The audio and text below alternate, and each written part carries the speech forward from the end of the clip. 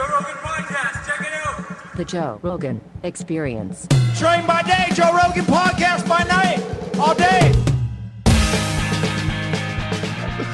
Well, it's great to finally physically meet you face to face, man. It's an absolute honor, and I love your show so much. I'm a super fan, so this is surreal just to be I here. love your show too. So I've been binging. I've been watching so many episodes ever since we talked. Well, I've seen them before, but I mean, I've been really binging, getting ready for the show. I don't know what to say. That How did you get so deep down the rabbit hole? Like, what made you want to dedicate so much time on this particular UAP, UFO, lost technology subject? I was working at Peter Thiel's family office in LA, and part of the job was like kind of traditional venture investing, so like investing in startups. And then part of it was looping in interesting thinkers to the office, and we'd like host events and discussions. And I ended up meeting a lot of really interesting people, not just in UFOs or secret technology, like religion and politics and economics and like all sorts of topics. Were you there when he brought in the guy, what is his name? I know what you're going to say. Eric Von Daniken. Yes. I suggested that you come because I was like, Joe's going to be really into this, and you weren't that into it. But that's okay. I was into it. I just think that he just makes some leaps. I agree. That are kind of silly. I agree with that. Although I think there's a lot of, I think he like crosses the T and dots the I where there is no dot or cross or whatever.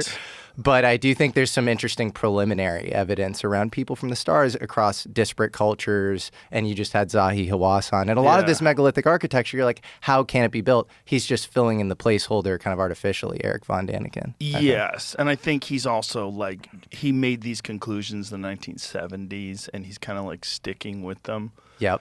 I was more back then, because like, what year was that? That was 17? Chariots of the Gods? No, when I was at Peter Thiel's house when Von Daniken came That must have been over. 2018, 2019. Okay. Back then, I was much more in line with lost civilization, that we had achieved very high levels of technology and sophistication, and there was no aliens, no alien intervention.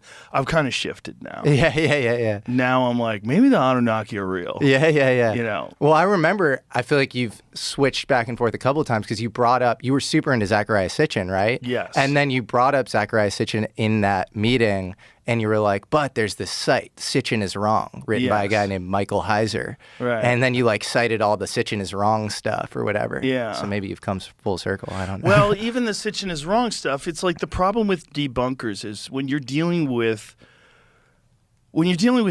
information that's sort of way outside your wheelhouse, especially translation of ancient languages, like I had Wes Huff on and he was explaining to me, he's great, but he was explaining to me that he can't even read ancient Sumerian. Like Totally. And he's like, I don't think Sitchin really could read it. Okay. He's like, I'm very skeptical that he actually could read it. He was explaining why. Aren't they using like ML? Like they're using AI, right? To translate Sumerian. So it's definitely not that. But that goes, I mean, the kind of burden of proof is on Sitchin in this case, right? Yeah. But it sort of goes against like, the others, the debunkers too. Like it's like nobody knows. And I don't know. I don't know if there was anything to the Sitchin. The Sitchin stuff is crazy. It's like, we can rehash it for the audience. There's a planet, Nibiru, right? It's like outside the Kuiper Belt. And they needed gold because their atmosphere was burning up and gold is reflective. So they like came here and they like helped seed civilization. Is that something like that? That's the idea. It's really fun. But, the Sitchin is Wrong guy, it's like, maybe he's wrong. Maybe he's right. Maybe you're just a hater because there's a lot of haters too in academics, and you find that out too over time. Yeah. Did you see, speaking of which, Sean Carroll and Eric Weinstein? I didn't see that. Okay. They were on Piers Morgan together, right? Exactly. How'd that go? Oh man, it was a train wreck. Really? I mean, it was like they just duked it out. I came out. I mean, I'm extremely biased. I've worked with Eric for a very long time. I'm good friends with Eric, but I came out even more like just vehemently wanting to defend Eric because Sean Carroll, He was like, I've read your paper. There's nothing serious in it. He even said there are no Lagrangians in it. And there's a section in the paper that says Lagrangians in Eric's paper. So like he just didn't read the paper and he was very smug. He started off the interview being like, I'm a practicing physicist. I have a physics chair or whatever. And it's like, come on, dude. Like, give the guy a chance. Yeah. Right away. Yeah. Like the whole Douglas Murray. Little tactics. Yeah. When someone starts using tactics right away, you're always like, just what's the information? Exactly. It shows an insecurity in the substance. It's like if you have to like do these ad hominem weird meta points, like why can't you just go straight at the substance? Oh, you're like insecure about How something. long did this debate last? It was like an hour. Really? Well, Yeah. Pierce, he specializes in train wrecks, so they probably enjoyed these guys yelling at each other. Did he understand what they were even talking No, about? at the end he goes, I've understood a tenth of what's gone on in this A conversation. 10th is amazing. yeah. Congratulations. Yeah. I think he might have been exaggerating, to be honest. But he loves it. He loves the drama, and that's his whole thing. Uncensored, you know? No, he's great at getting all these people to yell at each other. yeah.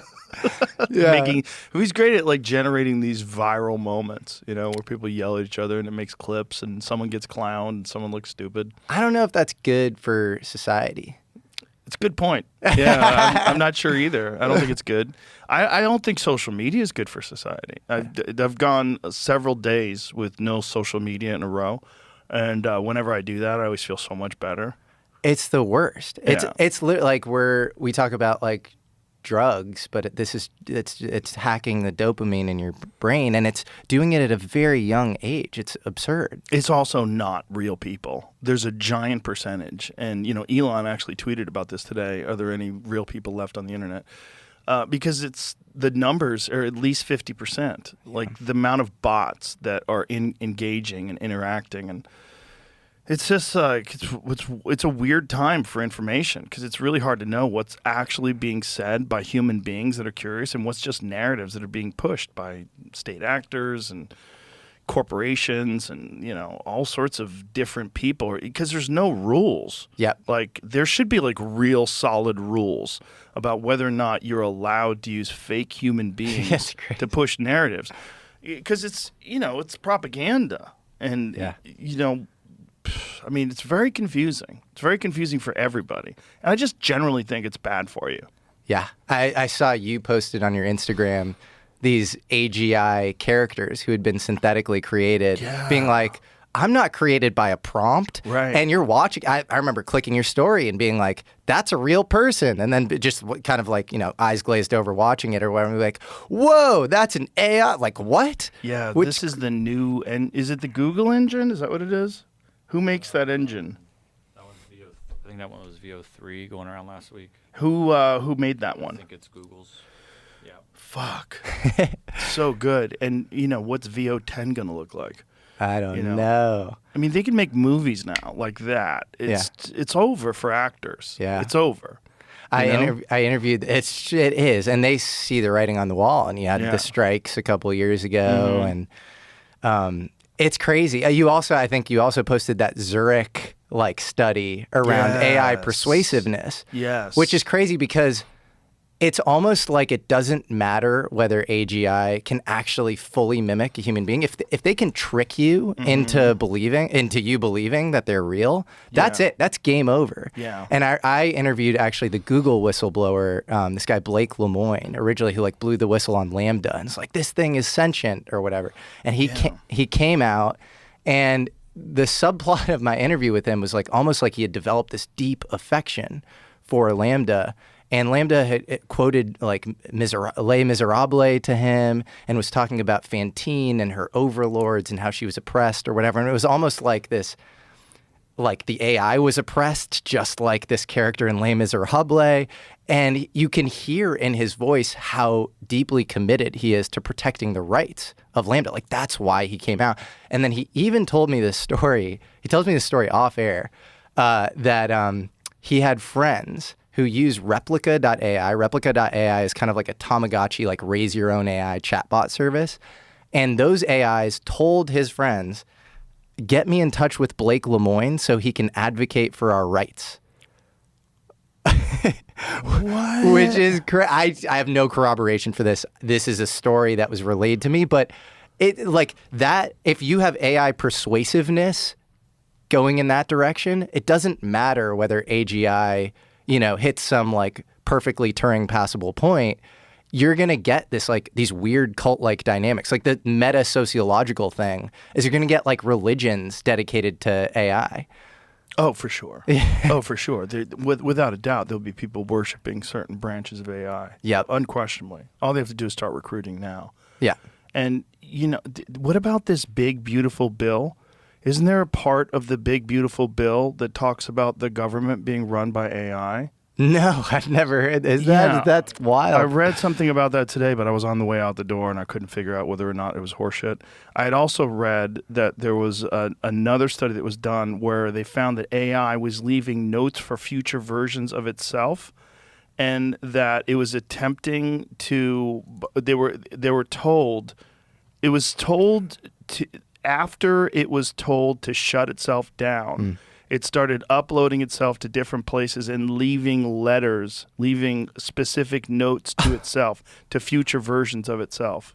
Oh my God. It's like a human with like a dead man switch or something. It's like being deceptive. Oh, that's great. It's being deceptive and it's exhibiting self-preservation. That is so scary. It's so weird. It's really weird. Because we want to assume that it won't have any instincts. Yep. Right? We want to assume, well, AI will only do what you program it to.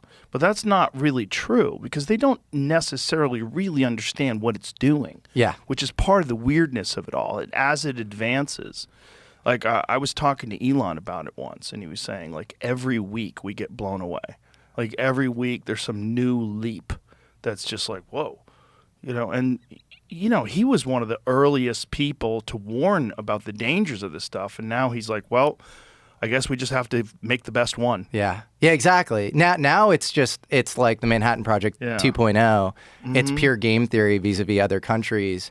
And you even see Trump doing this with Sam Altman and Elon, who hate each other, by the way, where like he's playing both sides. Right. And he's like, we're going to support Stargate, we're going to support OpenAI, and we're going to support Elon. Obviously, Elon had it. So okay, here it is. Relevant provision reads that no state or political subdivision may enforce any law or regulation regulating artificial intelligence models, artificial intelligence systems, or automated decision systems during the 10-year period beginning on the date of enactment of this act.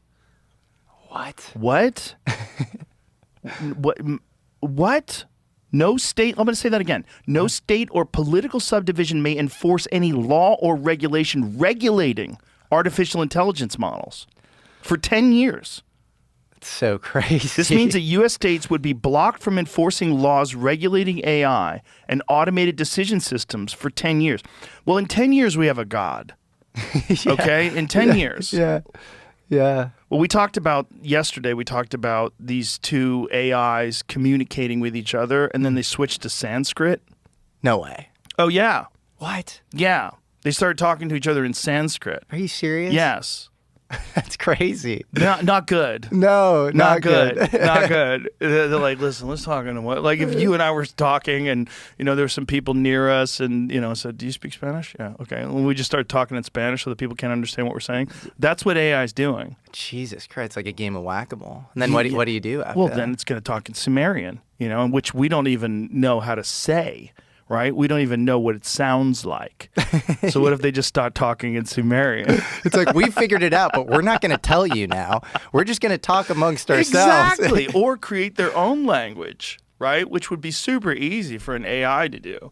Just to, establish a bunch of sounds and characters that correspond to certain things, and it could create its own language instantaneously. And ChatGPT right now has... Here it is. Oh, wow. Putting Claude 4 Opus in an open playground to chat with itself led to diving into philosophical explorations of consciousness, self-awareness, and by 30 turns, it eventually started using Sanskrit. Jesus Christ. What the fuck, dude? This is so scary.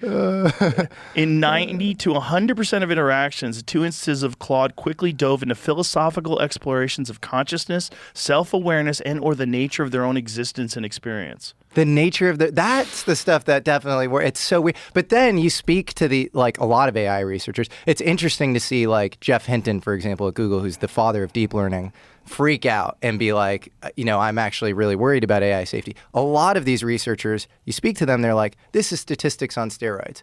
This is probability matrices. You're seeing sort of crazy stuff. I don't, they can't sort of, there's no ghost in the machine, you know? So I go back and forth on where we're going to be, and whether we're in some crazy hype cycle. I have the same concerns as you, but it's hard to predict the future. I worry probably mostly about two things. You can easily, jailbreak ChatGPT. It has guardrails on it. Mm-hmm. And what happens when you start to ask, like, how do I make a nerve agent with off-the-shelf components? Well, people have done things like that. Right. They've asked it to make anthrax. Like, if my grandmother was doing this, like, how would she... Like, there's ways to get the prompt to give you information that it probably shouldn't, There's stuff with UFO research where I get into, like, certain technology trees that are probably like, maybe I shouldn't. And you can ask ChatGPT certain things, like analyze this paper, and it'll spit out some really interesting things. So what are we doing? I don't know. And we've already done it, so it's too late. Like, we lit the fuse. You think it's over? Yeah. But I also kind of think that's what people are put here for.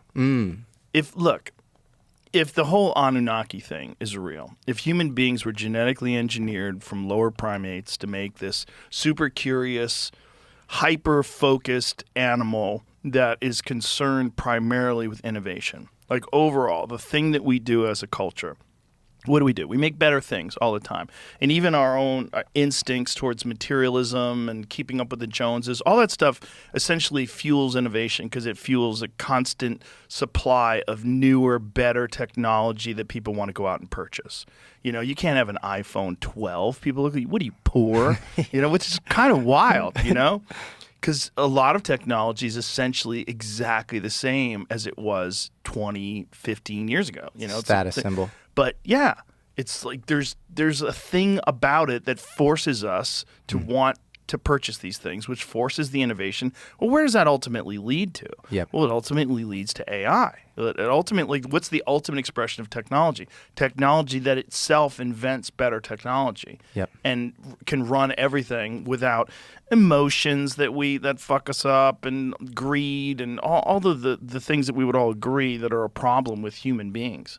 I also think there's a tide shift where if you look at spears to airplanes, all of those things are augmentations of human ability.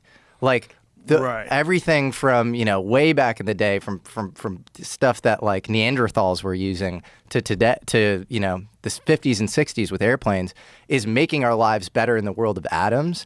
And then with the IT revolution in the 50s and 60s, it starts to become a parasite, a substitute for human ability. And so, like, I don't need a sense of direction because I have Google Maps. My recall, I don't need recall because I Google or whatever. Yeah. And so it is this interesting thing where we actually probably innovated more than we ever have in the world of atoms with, nuclear bombs. And if there were some guardrails, if there was some sort of higher intelligence enforcing homeostasis on Earth, maybe it's like, hey, go play with your IT. Go substitute a lot of your own abilities and powers with this. We're going to parasitize and clamp down on, human abilities. Yeah. Well, boy, I don't see a path where this works out great for us.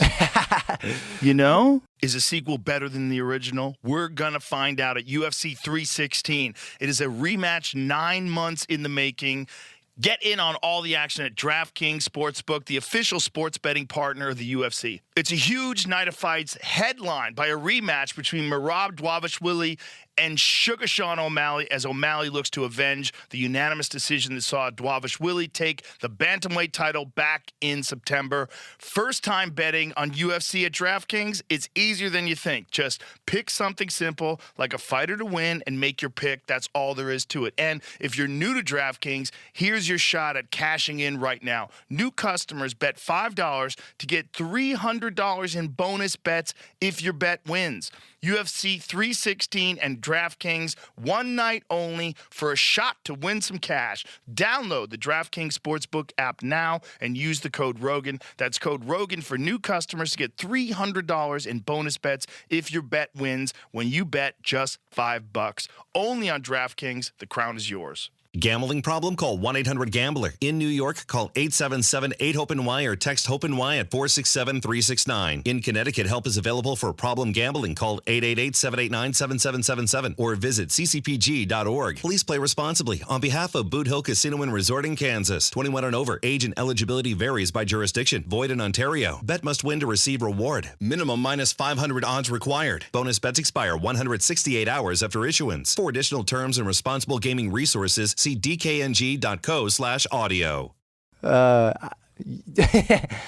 I think on a materialist dimension, I would agree with you. And that's part of like kind of why I'm exploring what I'm exploring, because it's a Hail Mary.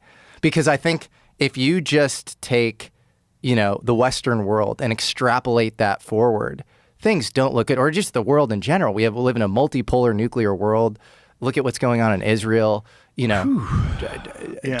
China is, systematically stealing our IP and militarizing it. They could take Taiwan at any moment. We just have no idea when that's going to happen. CCP is a total black box. Putin and Xi have probably never been closer. And it's really free. So I think if you extrapolate that on forwards, or even just the materialist circumstances of an average household in the U.S., like none of these things look very good. But I think now is the time where you get really outside the Overton window thinking. You throw these sort of Hail Marys, and maybe we see some sort of paradigm shift either in technology, which can create abundance if we go back to the old tech that is augmenting of human abilities. You get some exotic form of propulsion that takes us beyond chemical combustion or something like that. Yeah. Or you reach out and you maybe you can communicate with, non-human intelligence or something. I don't know. But I think if you were ever to poke at the boundaries of human epistemology, now would be the time. Yes. And if you think about some of the things that force us into action in this world is we all need to earn a living, right? So we need money to acquire resources. Well, what if it gets to the point where that's not a factor anymore? What if it gets to a point, what is money essentially right now? It's all ones and zeros, right? And what is the bottleneck? Well, the bottleneck is encryption, right? So that's how you protect people from stealing your ones and zeros. But what if it gets to the point where we're all using quantum computing? Well, then there is no more encryption. So how do we reconcile with the fact that everyone has access to everything all the time? I mean, how do we even enforce that? Like, what do you do about an even distribution of information, which is essentially wealth? Because information is numbers. Numbers are wealth. What is it? Like, where does it go? When there's no encryption, and essentially we're pretty close to that, right? Yep. Once quantum computing can crack encryption, which it will be able to do, it's all nonsense. Yeah, right? It totally. All those zeros that you have in your bank account, those are gone. Yeah, these are all human constructs, and it's funny. The backup is always Bitcoin, which is I think uses like SHA-256 encryption. Well, if you get quantum error correction, that's gone too. That's gone too. It's all gone. Even our backup plans are shit. Yeah.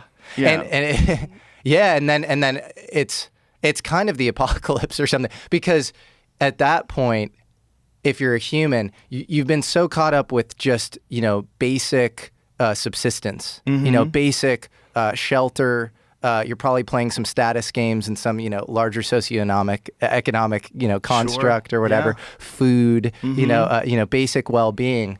And then at that point, especially if you get these sort of super asymmetric, what if you get some, AGI that like starts trading and, Eric Weinstein has talked about Renaissance technologies on your show, which we can get into. But like, Renaissance technologies have made like $100 billion or something since like, 1988. Like, what if you get some super AGI or whatever that like trades the market and like all of the wealth gets like sucked up into like, single entities, or like one of these, like one of the FANG stocks, like one of these like, Facebook, Apple, Google, or OpenAI, you end up with a really weird society. And you realize that the capitalist construct that we have is in some ways really adaptive. I mean, look, the flip side is what makes humans unique. Actually, Karl Marx wrote 2 books. He wrote obviously the Communist Manifesto in 1848. In 1844, I believe, he wrote a book called Economic and Philosophic Manuscripts. I hate Karl Marx. I think he got so much wrong about human nature, but I think he's prescriptively very wrong as far as what he prescribed for, as a solution, that the state should own all the means of production and, somehow conflict would go away. He doesn't understand human nature. But if you look at the 1844 thing that he wrote, he's basically talking about in capitalism, human behavior and activity is basically animal behavior. What do we care about? We care about food, shelter, and then socioeconomic status as a proxy for sexual selection, essentially. Right. So that you can mate. Right. And so it forces us back into that construct. But if you get some crazy asymmetric, lopsided, transfer of wealth, or you get the quantum error correction, or any of these things that dissolves that construct, on the one hand, humans, they start to care about the things that actually make them special. So they're self-reflective, they wrote poetry, they're creative, all these beautiful things can come out. And then on the other hand, it probably gets super ugly as well. There's probably something very adaptive about the capitalist construct where you need to be stuck in these sort of local games that you're playing. Yeah, but it's one of those things where you wonder, how does capitalism play out? If there is AI. It kind of runs into a wall and it's not valid anymore. Yeah. Well, this is the reason that I think we're going to see. I think we've already seen an iron curtain, if you will, of technology.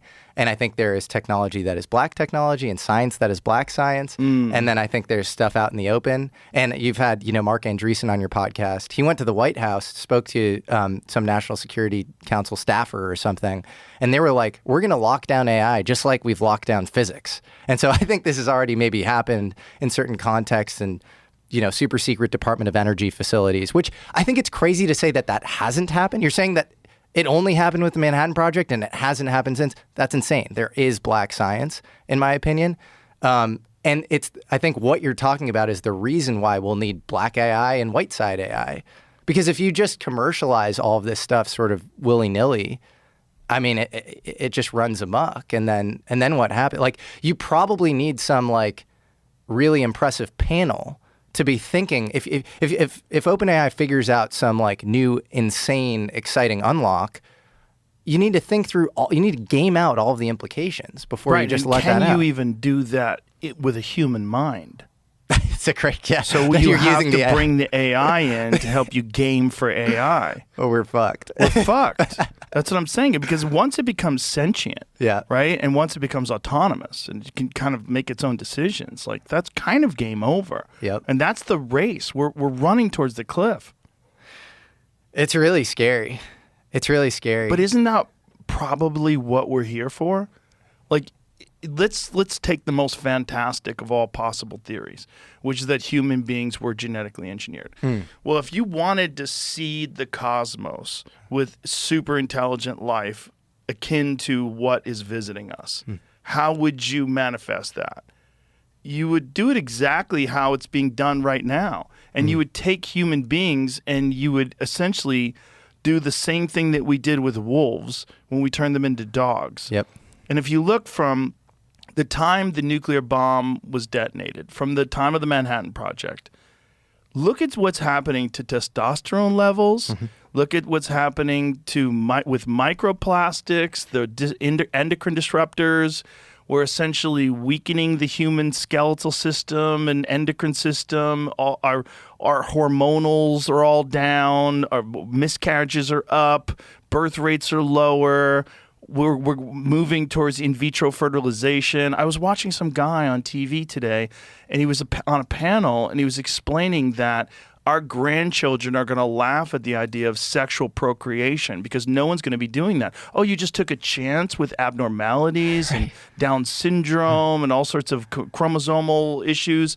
And why would you do that? Why would you have sex for babies when you can do it with in vitro fertilization and Yeah, it's Yeah. gonna be like that Pixar movie Wall-E, or like we're gonna be like in the fetal position, hooked up to the Borg or whatever. We're probably all going to look like the Greys. Like the Gray. Well, that's a crazy. So there's actually a biological anthropologist at Montana Tech University. His name is Mike Masters, and I've seen you on your show talk about how aliens could be humans from the future. Yeah. And I agree. You've interviewed Dr. Shauna Swan. She talks about how sperm count is 59% per capita of what it was in 1973. Yeah. Insane. Testosterone's fallen off a cliff. Right. We are being a dog is to a wolf what we are to what a gray alien looks like. Right. Right. They lose the melanin in their skin. That's what happens when you become domesticated. So there is a biological anthropologist named Mike Masters who literally wrote a whole book, and he goes deep into all of the abductions. Like he'll talk about Travis Walton, and he'll talk about Betty and Barney Hill, and he'll be like, this is why these are beings from the future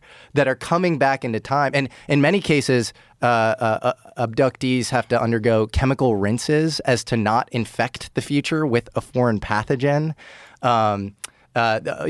Tissue samples, genetic samples, or is it the future, or are we dealing with beings that have gone through this already and are at another stage? Not us in the future, but they're more advanced. Like maybe they live in a solar system where whatever planet they're on doesn't have the same amount of near-Earth objects that cause impacts and reset civilization every 12,000 years or whatever the fuck happens here. That's possible, but then we would have to be sort of an A/B test, because if you think about just the atmospheric conditions on Earth, the likelihood of evolutionary convergence to look like a hominid being, that's bipedal or whatever, is Right. extremely low. But is it? Because what if that's what all solar systems are? Terrence Howard, who's a very weird guy. Love him. Fascinating thinker. Eric kind of exposed that he's not really educated in some different things that he talks about, and Eric was like, you got to stop teaching. Like you were one of us, you're a brilliant guy, but you need to be like classically educated on this stuff, really understand what you're talking about. But he had this really fascinating idea about planets. And he thinks that planets, as they get a specific distance from the sun, then they're capable of supporting life. And that all of them get to the same stage. And then a planet is essentially peopling. And then as the planets move further and further from the sun, they have to adapt advanced technology in order to stabilize their atmosphere, in order to sustain life in this new harsh environment where they're not protected in the Goldilocks zone anymore. And he thinks that planets are formed from excretions from the sun. And as they move further and further from the sun, they become habitable, and then less habitable, and then uninhabitable. And we're kind of finding that out about Mars. Yeah. Which is Mars is a weird one. Yeah. Because, there's the remote viewers that went like 1 billion years in the past of Mars and saw advanced civilizations. And now we're finding structures on Mars, like that square that they found on Mars. It's crazy. Which is hundreds of meters across at the very least, Verified. maybe larger, verified, right angles, 4 of them. Impossible to exist in nature in that form. It looks like walls. Yeah. It looks like 4 square walls. Like the Cydonia thing is really weird. The face on Mars is weird, but maybe just kind of weird that, sometimes, the side of a mountain looks like someone's face, but it's not really someone's face. It's just, once in a lifetime sort of thing. But the square, Yeah. that fucking, pull that image up The of square that is square on crazy. Mars. The square is fucking bananas. Like, what's that? It's so nuts. That really looks like a fucking building. That looks like a building. Like the base of a building, 1 million years later or whatever the hell it is. This episode is brought to you by Rocket Money. With prices going up on just about everything lately, being smart with your money isn't just a good idea, it's essential. But managing subscriptions, tracking spending, and cutting costs can feel overwhelming. Lucky for you, Rocket Money takes the guesswork out of it so you can easily make smart decisions. Rocket Money is a personal finance app that helps find and cancel your unwanted subscriptions, monitors your spending, and helps lower your bills so you can grow your savings. You got to know how useful it is to see all of your subscriptions in one place and know exactly where your money is going every month. And for the subscriptions that you don't want anymore, Rocket Money can help you cancel them. Rocket Money has over 5 million users and has saved a total of $500 million in canceled subscriptions, saving members up to $740 a year when they use all the app's premium features. Cancel your unwanted subscriptions and reach your financial goals faster with Rocket Money. Download the Rocket Money app and enter my show name, The Joe Rogan Experience, in the survey so they know I sent you. Don't wait. Download the Rocket Money app today and tell them you heard about them from my show. And even conventional astronomers will say that Mars had a biosphere at some point, and it was possibly stripped of its magnetosphere. And I don't know if you remember this, but in the mid-90s, Clinton gave a speech because a meteorite called ALH 840001, which had polycyclic hydrocarbons on it. It had like little bacterial fossils on it. He gave a speech being like, maybe there was life on Mars, due to this. This is pretty crazy. I interviewed actually a guy named John Brandenburg, who's a PhD. He's worked at Sandia National Labs. He's worked at Lawrence Livermore, like incredibly smart guy. He talks about the existence of xenon-129 and argon-40, these specific nuclear isotopes, existing on Mars in excess of what you would find with just a normal sort of cataclysm. And so he thinks there was sort of this nuclear holocaust on Mars. And then, you have Joseph McMoneagle, who's remote viewer #1. You've had Hal Puthoff on, who ran the Stargate program. Joseph McMoneagle was the #1 remote viewer in that program. I've interviewed him. I don't know who tasked him, but in the 90s, the CIA tasked him with remote viewing Mars 1 million years ago. And he claimed to have remote viewed hominid-like creatures, but there were like 12 to 14 feet tall, walking around, pyramidal structures. I don't know, very strange. And then you get into like crazier territory. Richard Hoagland had all these pictures of structures on Mars, and like, I don't know how much weight to put in that. Hoagland did a lot of weird leaps, though. I've watched tons. Yeah. Tons. But I think the people that say like 0% there was life on Mars, they're crazy. I mean, there are water caverns all over Mars. That is a fact. Yeah. So you have to be dogmatic to say that there wasn't life at some point. I'm not saying you have to think probabilistically, right? So it's like some percentage possibly real. On the Terrence Howard stuff, I see zero evidence for that. I mean, I have no idea, but that would point to maybe, like, I would believe that if like our whole universe is sort of information theoretic. So like you have, John Wheeler, famous physicist from Princeton, saying we live in this sort of observer-dependent universe. He talks about like the anthropic principle, like where Planck's constant, we're slightly different. The Earth's atmosphere wouldn't exist as is. And, another example is like hydrogen and oxygen bond to form these perfect crystal structures where the solid form of it, so ice, is less dense than the liquid form of it, which never happens. That's just because of these perfect crystal structures. And if that weren't the case, the Earth would flood like a million times over. The Earth is mostly water, right?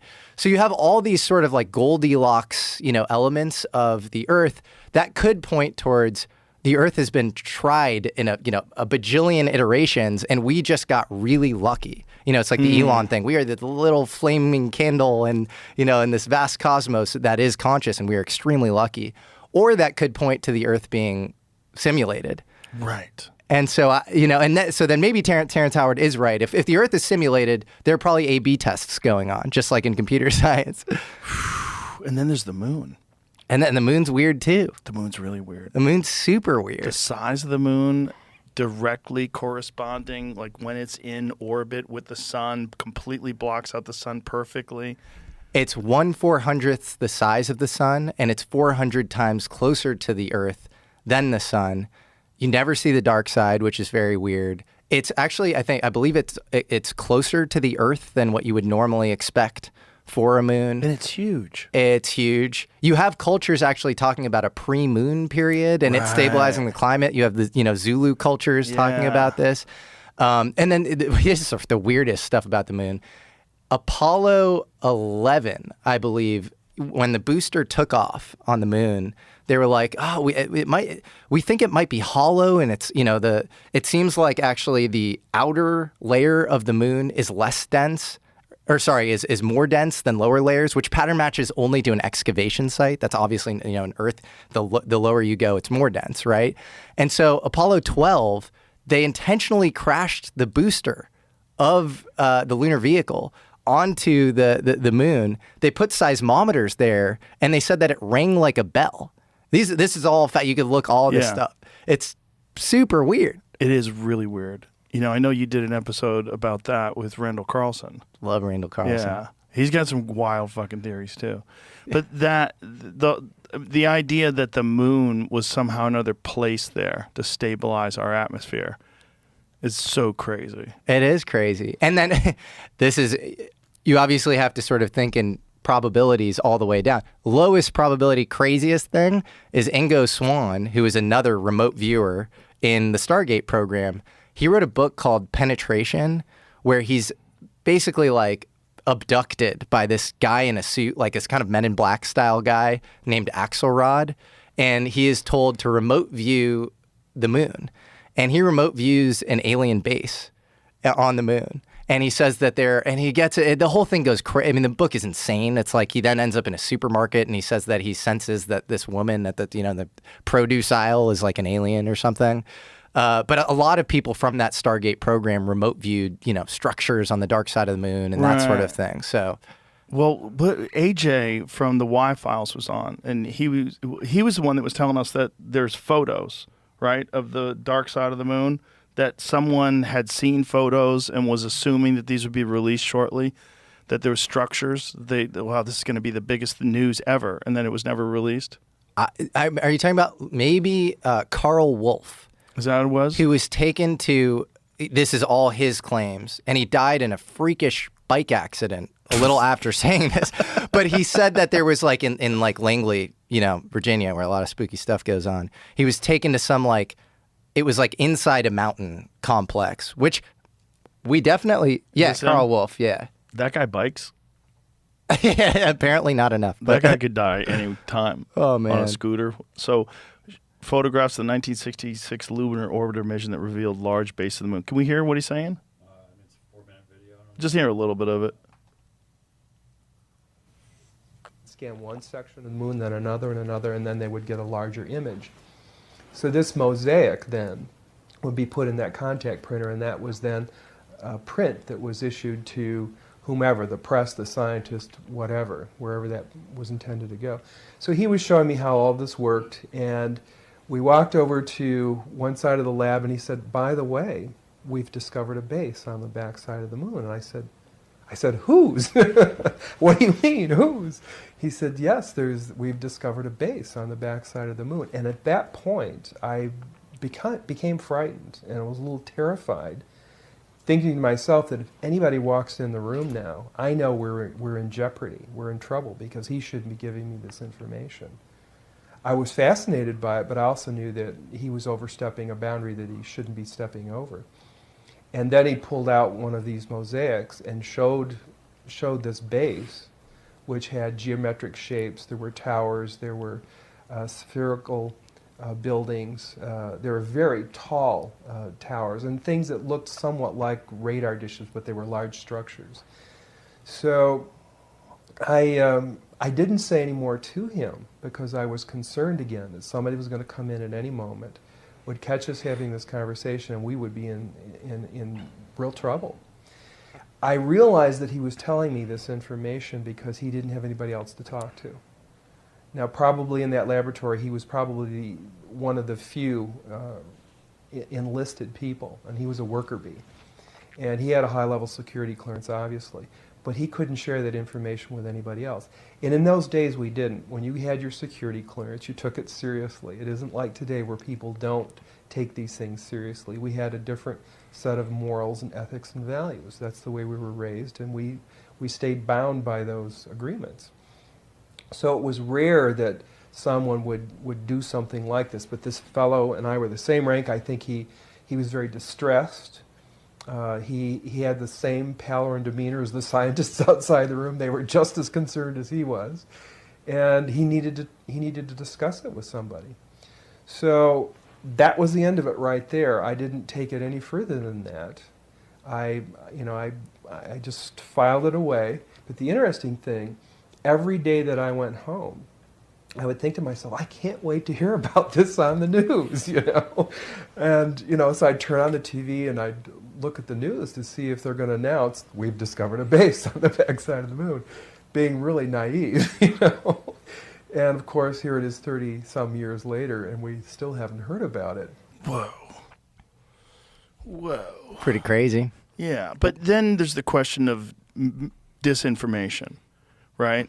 Like, you could conceivably give people a bunch of nonsense and tell them about it, knowing that some of it is going to leak and and it won't be verified, and it's going to make this whole story seem even more ridiculous and make people less likely or reluctant to study it. Totally. And in his case, he says that he was in this, mountain base or whatever, where all of the world's nations were working together as part of some collegial UN style space program or whatever. So that to me might be a little, beyond the pale. And I'm glad you made that point, because that is ufology 101. And I've heard you be incredibly exhausted and frustrated at UFO disclosure. And I think that is the reasonable response. It is limited hangouts on limited hangouts. It's just, we're going to give you a little bit, but we're also going to sprinkle in some falsities and some bullshit. We're going to stigmatize it. And it kind of works because it creates this initiation path for recruiting if there are any of these programs. It widens the surface area. It both conditions the populace, but also stigmatizes the thing and makes it seem like kind of a joke.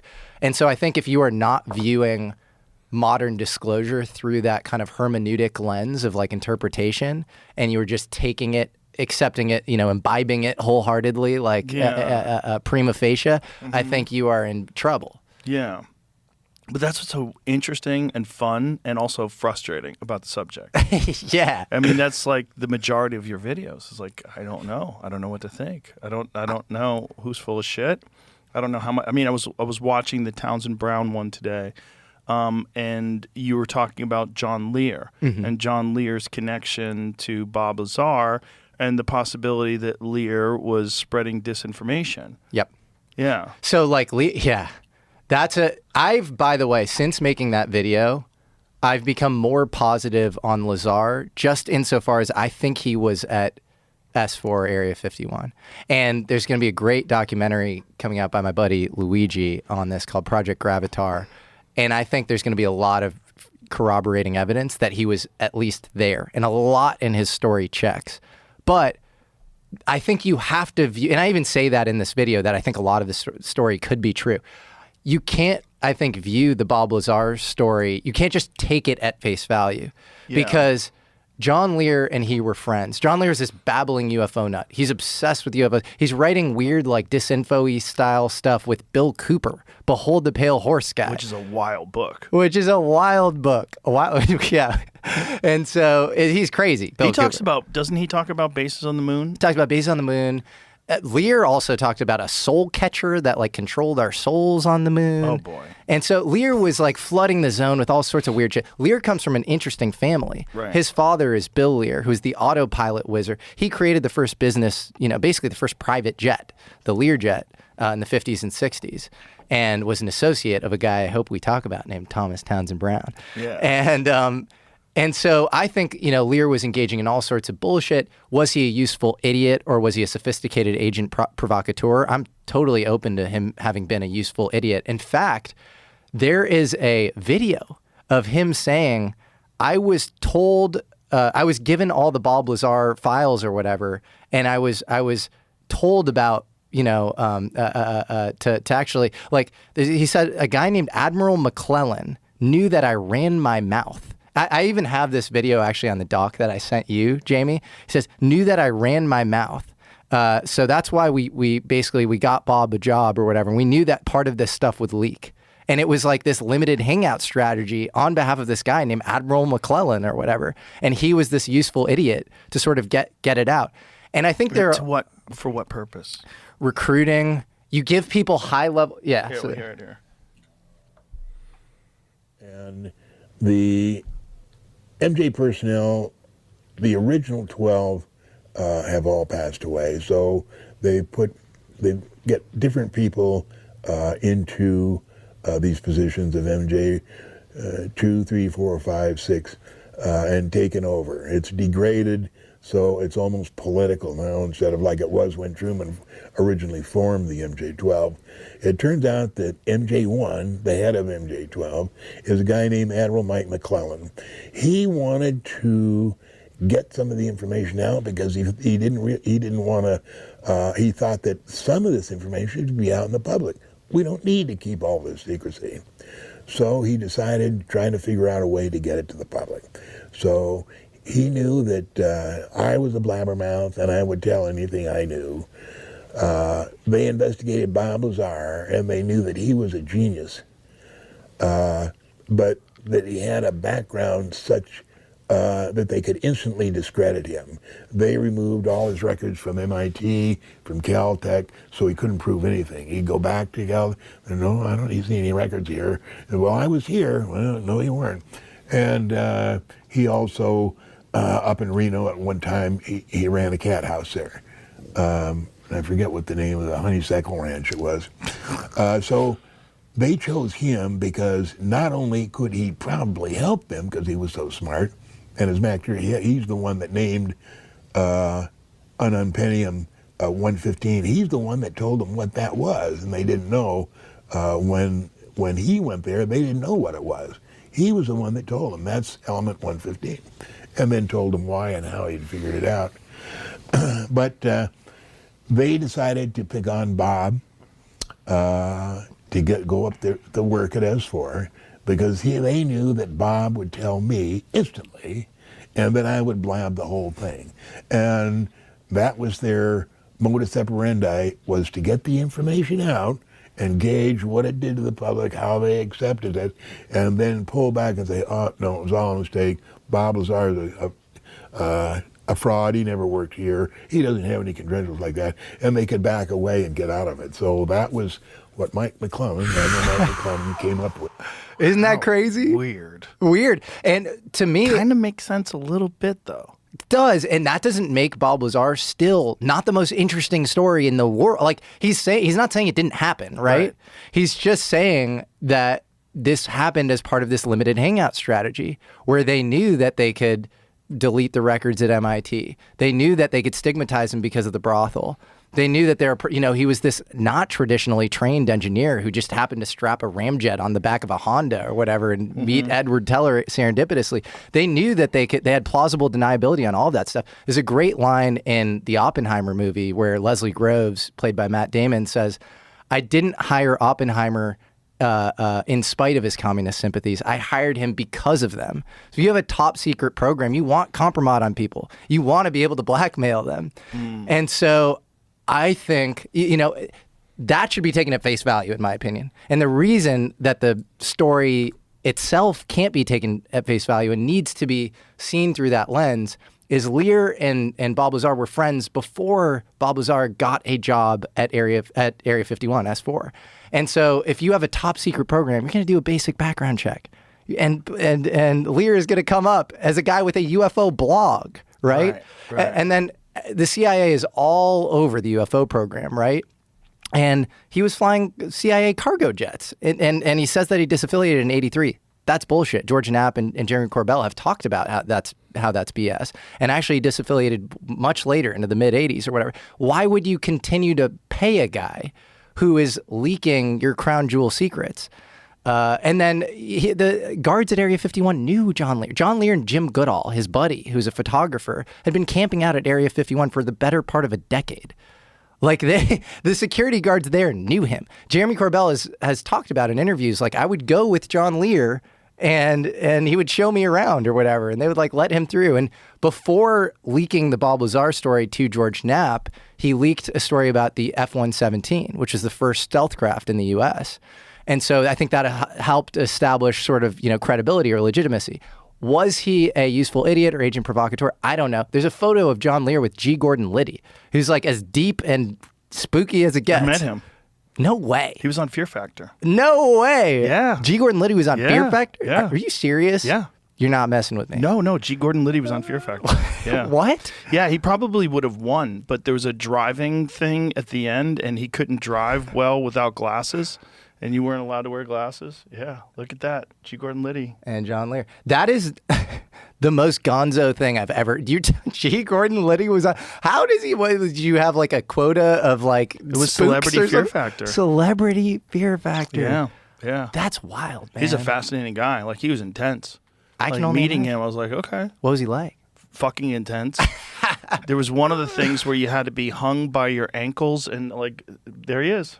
Oh my Yeah, God. G. Gordon Liddy on Fear Factor. Yeah, he looks nuts. Oh yeah, he was nuts, and he was very old at the time. But I think that's what fucked him up. But in the final stunt, he couldn't see well without his glasses, and so this is the thing they had to like. I forget what they had to do. They had to. They were dunked into the water over and over again, and then they had to like take flags off of them or something like that. Oh my God. Yeah, wild. Wild. Did you sneak any questions in? No, Like- I didn't. You know, I didn't have much time to talk to him, unfortunately.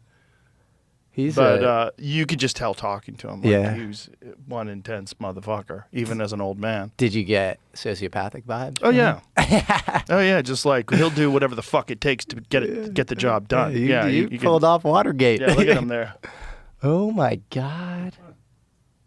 Crazy. Crazy. Yeah. That G. is Gordon Liddy. hilarious. Unbelievable.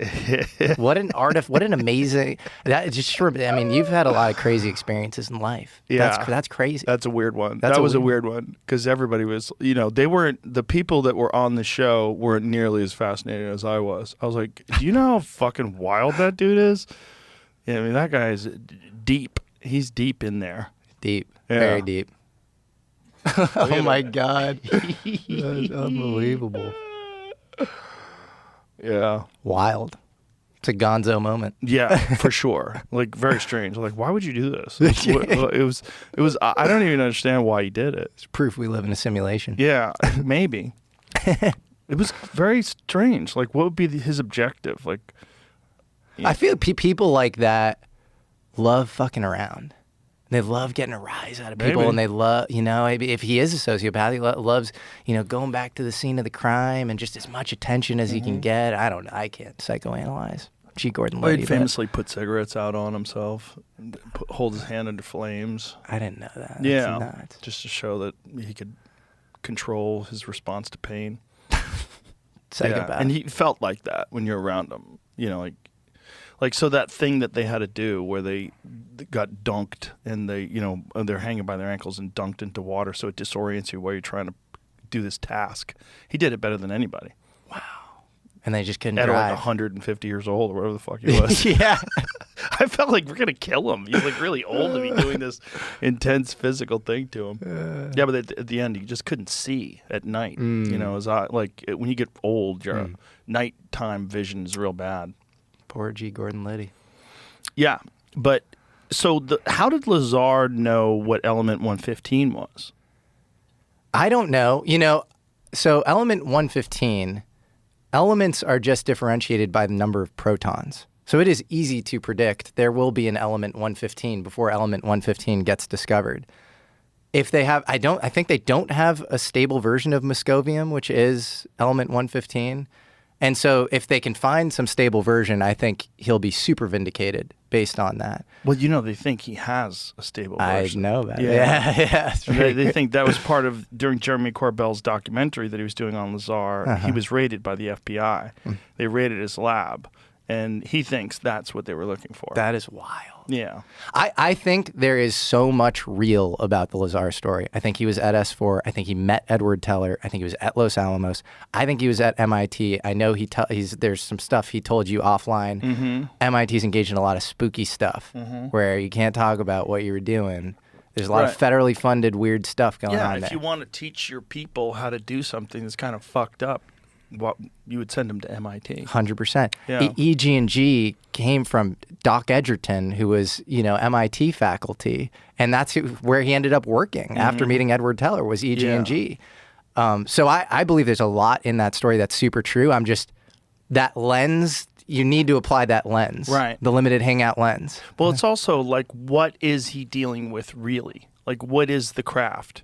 Is that thing ours? Did we have something in 1988 that was that sophisticated, or is that really back engineered? That's the Like, what is it a mind fuck?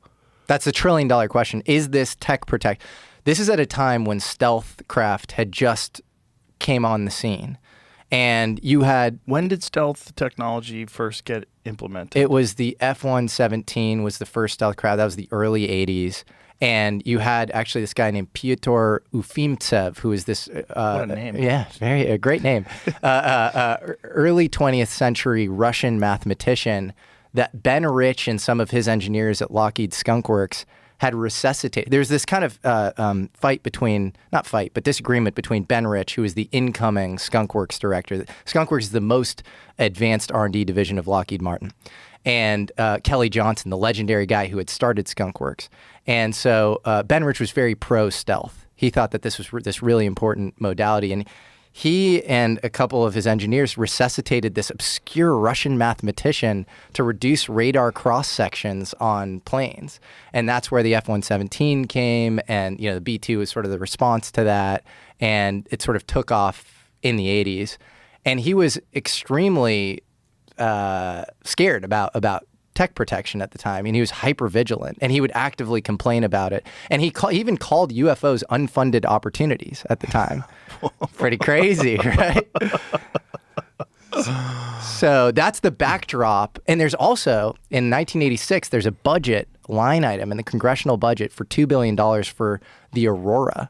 And this is this super stealthy craft that's post F-117. And that's only rumored. Like today, nobody will admit that the Aurora might have been real. And the aerial surveys at the time were picking up sonic booms that weren't being created by the SR-71 or the space shuttle. And so there was something being flown around at that time that was, causing these sonic booms that was unaccounted for. Whoa. And Bob Lazar, there's even a clip of him saying, "I saw the Aurora. It was like, it was around at the time, and it sort of just took off or whatever," which is, I think, a point in the direction that Lazar himself is very earnest and probably did experience some very weird stuff, because why are you exposing some probably classified tech? I think there's a lot of reasons to believe that the Aurora was real. There was an oil rig engineer in the North Sea, maybe it might have been the Black Sea, that sketched it out, and Bill Sweetman, this Jane's Defense Weekly aviation journalist, picked that story up. What did he describe it as? This kind of... It was a triangle similar to the B-2, but I think more narrow, and it just flew incredibly fast, like faster than the F-117, and I don't know. It was just super advanced. Can you envision? Would it be actually possible in 1988 to? Could you imagine that the United States would possess some sort of actual technology that's not back engineered, that's not from another world, that is what Lazar described? It's funny you should ask that. Yes, I do. Yes? Really? Yes. And that's not to say, I don't want to, again, pour cold water on the UFO crash retrieval stuff, because I think there's a lot of interesting evidence there. But is there a tech tree that involves anti-gravity? Absolutely, in the U.S. And I can trace it all the way back to this guy named Thomas Townsend Brown. So if we were to be talking in front of any academic physicist right now, they would laugh at us. They'd be like, "You're crazy." If we were to talk amongst any aerospace graybeard who is at a certain level, I think they'd give you a little wink and a smile. And they'd say, "Okay, maybe there's something there." And so the nominal history is that we have never been able, we don't have exotic propulsion principles. Like everything is, chemical combustion, essentially. You had Elon Musk on, and he says, it's all Newton's 3 laws. You can't get anything better. And I remember you asked him, you're like, well, maybe what if you could get something better? And he's like, it's impossible. We have not unified the field in physics. So you have the weak force, the strong force, and electromagnetism, and all of those have been reconciled. Gravity is out here hanging out by itself on an island. So you have the standard model, quantum field theory, and you have Einstein's theory of gravity, and the two are not reconcilable. It is my belief that if you were to reconcile them, you could create exotic propulsion, which I think any even reasonable theoretical physicist who's credentialed would say if you could reconcile them, that's possible. I think that Thomas Townsend Brown did this experimentally, not theoretically. I don't think he was a very strong theoretical physicist, but I think he did this experimentally. And so there's this whole hidden history involving anti-gravity, and I get into this in my show with Hal Puthoff and Eric Weinstein, where there's actually this great 1971 Australian Joint Intelligence Organization document that is verified. It's real. David Grush actually cites it a lot. And it talks about basically, it's this guy, Harry Turner, who's the head of the nuclear division in Australia. Very legit guys, like their Oppenheimer, if you will. And they had a Woomera test range in southern Australia. So there were some actually British Empire like nuclear stuff going on. It was mostly missile testing, but there are reasons to believe that maybe he started to get interested in UFOs to begin with. And so he looked into U.S. efforts into UFO research, but also specifically anti-gravity. And he talks about how after a little bit of investigation, U.S. efforts into anti-gravity are far deeper than meet the eye. And Blue Book, this front-facing PR campaign that's part of the Air Force, is total BS. And it's meant to, stigmatize UFOs and throw people off the trail. And it's actually, this now declassified document around the Robertson memo, which is around this Robertson panel that kind of created the constitution for Blue Book. All shows that this was the case with Blue Book. He says actually there were secret anti-gravity programs going on at the time, and they involved, and he lists names, Oppenheimer, Freeman Dyson, John Wheeler, and Edward Teller. He lists all these names, the head of the nuclear program in Australia. And so then you have to ask the question, okay, so you have this official government document saying this stuff. Does this line up with any artifacts at the time? Well, actually, in 1956, there's an article in Young Men's Magazine, this kind of aviation hobbyist journal, by a guy named Michael Gladich. And he is quoting all of the industry experts. Bill Lear is quoted, who we talked about. Who else is quoted? George Trimble, who's a VP at Martin Corporation, their RIAS, their anti-gravity research program. He says anti-gravity research is, we're gonna figure this out in just the same amount of time that it took to figure out the atom bomb. It's right around the bend, sort of thing. You had the patron of Bell aircraft. They had just broken the sound barrier with the X-1 in 1947. So there you go, Michael Gladach. The G engines are coming. Yeah. Whoa. Whoa. By far the most potent source of energy is gravity. Using it as power, future aircraft will attain the speed of light. Holy shit. And Bell says, we're experimenting with nuclear fuels to cancel out gravity. Richard Arnowit and Stanley Desser. Look at, they have a diagram of how it would work. It's wild. Protective boundary layer. Yep. Cabin. Electronic rockets, gravity generator. They talk about gravity particles. Stanley Desser and Richard Arnowit at Princeton are studying this. So what do you think was going on? I think they were deeply investigating anti-gravity. I mean, But do you think they had a working model? I think they had an effect called the Biefield-Brown effect that showed that you could couple electromagnetism and gravity at a base level, and you could do it in a vacuum, which rules out ionized air as the possible reason for thrust. So I'll back up and I'll just give you what the experiment is. Yeah. So you take a capacitor, right? And so a capacitor is a positive electrode and a negative electrode. It's an asymmetric capacitor. So the negative electrode is bigger than the positive capacitor. And the two are, in between the two is an insulator called the high K dielectric. So it's a material that stores a lot of electromagnetic charge. You pump the entire thing with high voltage and low current electricity. And Brown used to do it with DC, direct current pulses. And you see thrust going from the negative to the positive. And if you do that in air, then you can always say that it's ionized air because ions are being produced, and then you get this equal and opposite reaction with the wind, and then you get this thrust, right? So that's not breaking physics. If you do this in a depressurized vacuum chamber, where there basically is no air to create this kind of equal and opposite force for the thrust, then you are breaking physics as we know it. There are other things that break physics as we know it. You had Sonny White on. He talked about like the Casimir effect, which is a real effect that involves not charged but conductive plates that are very close to each other that seem to attract. There's the Aronoff-Bohm effect, which might be explained by the electromagnetic Four potential. There are other effects in physics where you can't quite explain it in the current model, but they are harbingers, if you will, of the next paradigm. I believe that when you find an anomaly, it is pointing towards the next scientific paradigm. Black body radiation is a great example. It was discovered in the 1870s by a guy named Gustav Kirchhoff. We could not explain it until the quantum revolution with Max Planck, where he actually discovered quanta. The orbit of Mercury is another good example, where we didn't understand, we couldn't calculate Mercury's orbit until we had space-time curvature and Einstein. So Newton didn't quite explain it.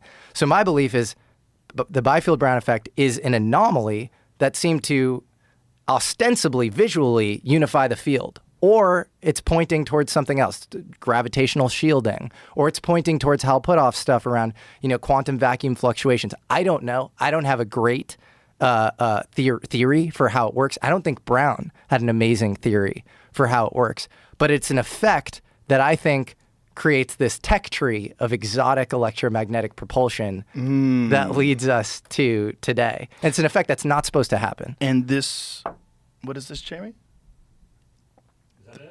The Biefield-Brown effect, that is a thruster in a vacuum chamber? Yeah, that's a lateral propeller version of it. And you don't have to listen to me, by the way. The lead electrostatics guy at NASA is a guy named Charles Bueller. He's been doing this for 20 years, and he's at Kennedy Space Center. He is the lead. They use electrostatics to like clean dust off the lunar lander or whatever, because those particles are actually charged.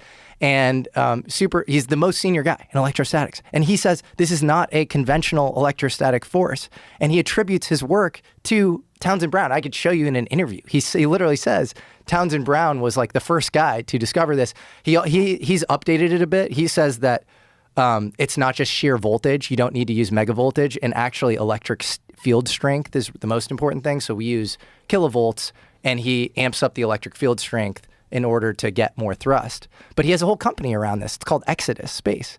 So like you don't have to listen. Another very credentialed person, if we're on that, a guy named Carl Nell, who I have reason to believe that some of Brown's work made it into the B-2 stealth bomber. I don't think it's the anti-gravity part. It's a part called electrohydrodynamics that made it into the B-2 stealth bomber.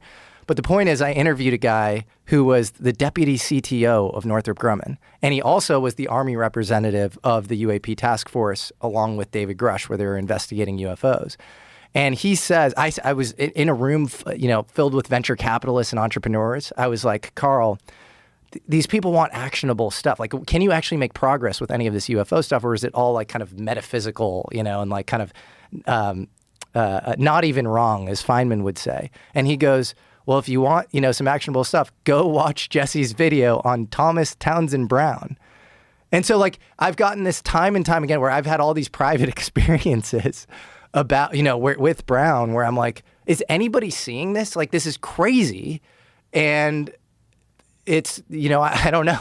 It's weird. So let's take this back to when was Brown conducting these experiments initially? Yeah. What year was this? The early 20s. So like 1923, 24 range. Whoa. He was a child prodigy. So their newspaper clipping, he was from Zanesville, Ohio. He was born in 1905. In 1915, he was, caught in the garden or whatever using charged rods to get worms to ascend to the top of the soil. Then at age 12, the World War government under Woodrow Wilson, it was probably the local government, told him to take down a wireless transmitter that he had created, an antenna that he had created, like this walkie-talkie system that he had developed at the time. And there's newspaper clippings talking about this at the time that like totally corroborate this. He then goes to Caltech. He studies under a guy named Robert Millikan, who's actually a really well-respected physicist who helped develop Einstein's photoelectric effect, or actually, demonstrated experimentally. Millikan doesn't really give him the time of day on the Biefield-Brown effect. And the way he discovered the effect is actually he was using Coolidge X-ray tubes.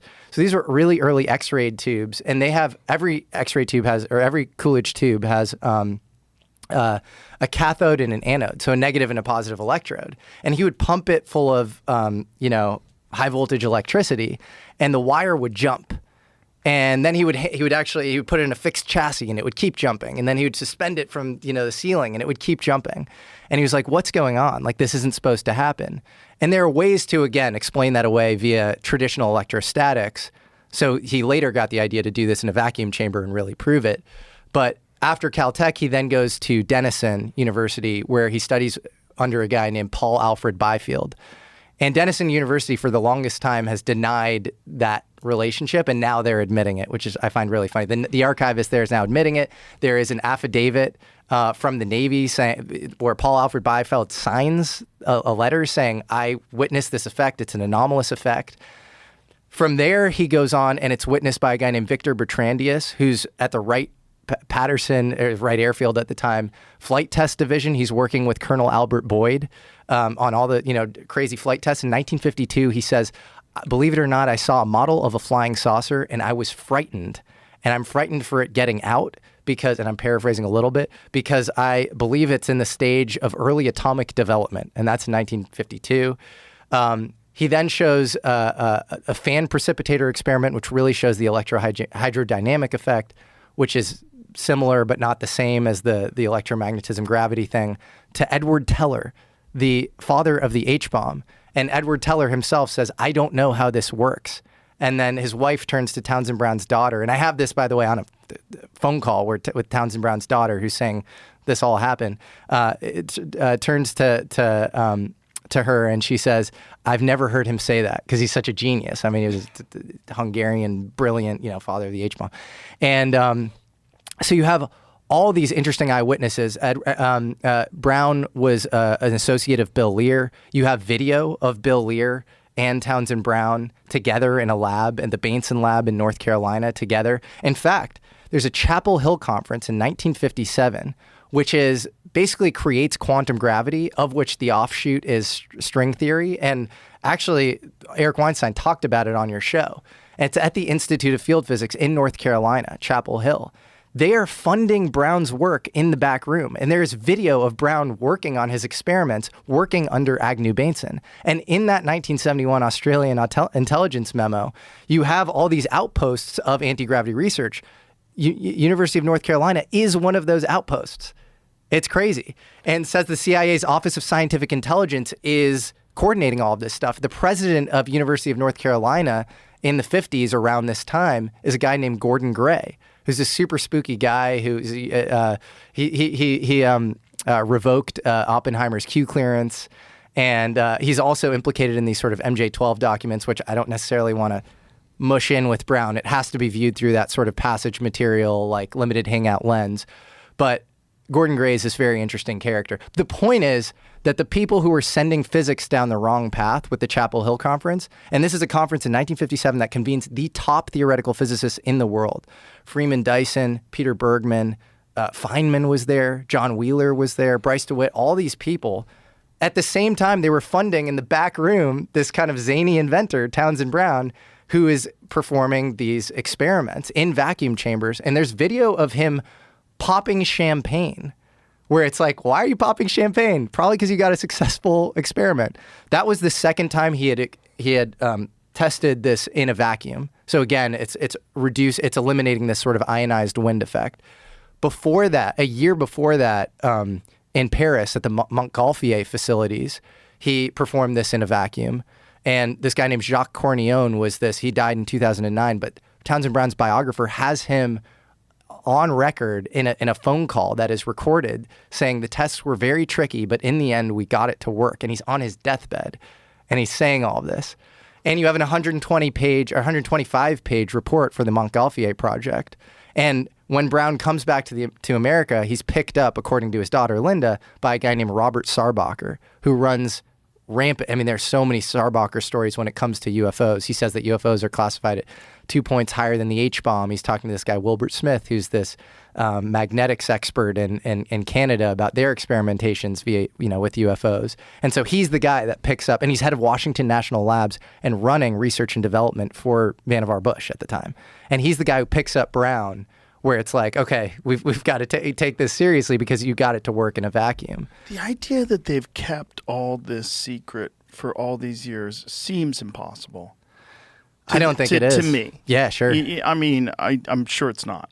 Yeah. But you know what I mean? But from my limited understanding of how things work and secretive government projects, that they could have a gravity propulsion system in place for decades. Yeah.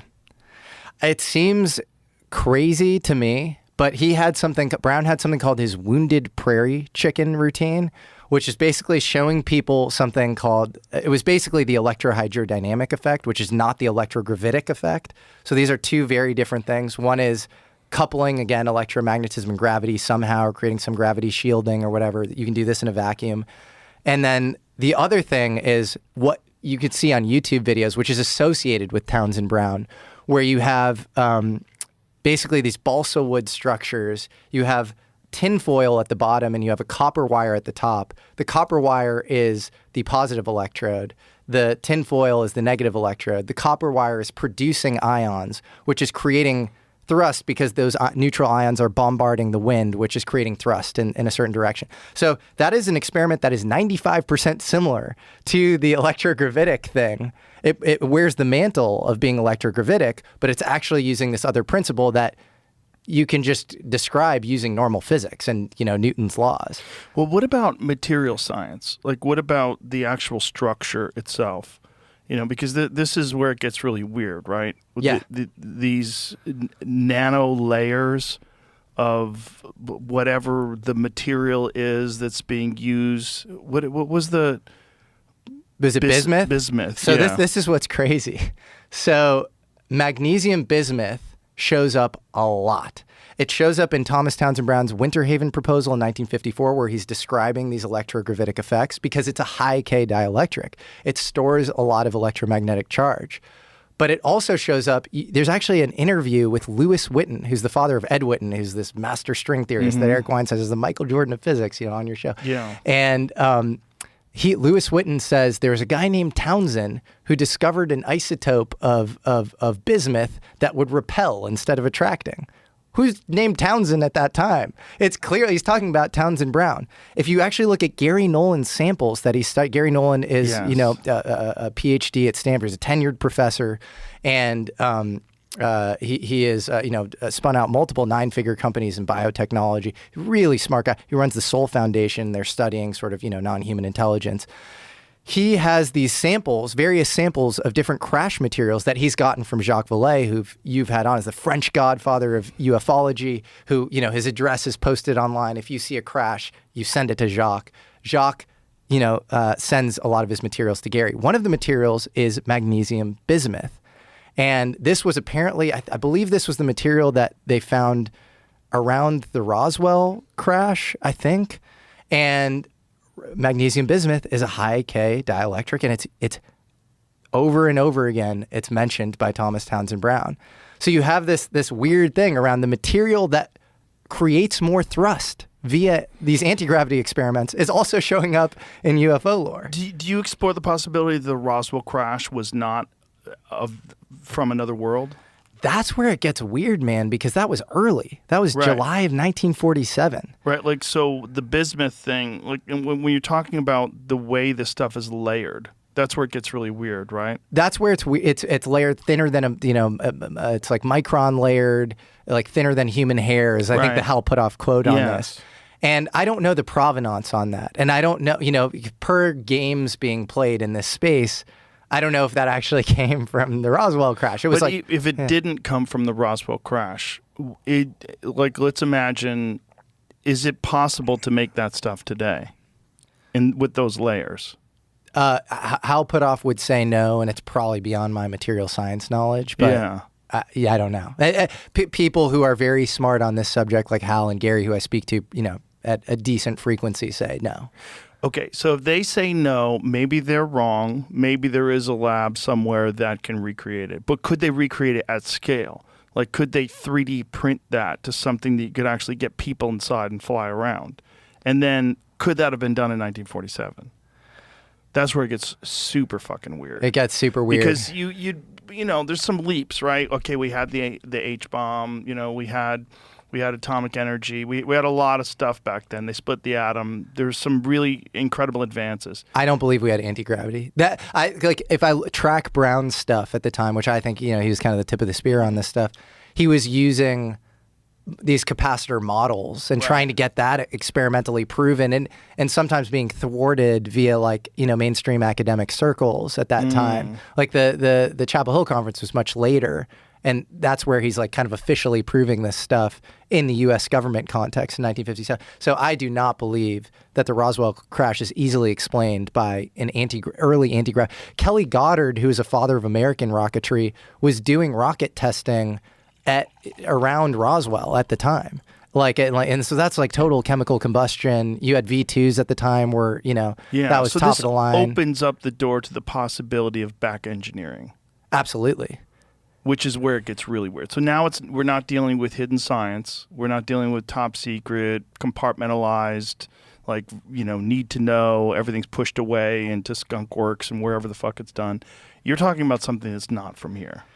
Well, it's interesting you say back engineering. In 1949, there's a contract that anybody can look up. I put it on the doc, Jamie, between Wright-Patterson, there was a Wright Airfield at the time, and Battelle Memorial Institute.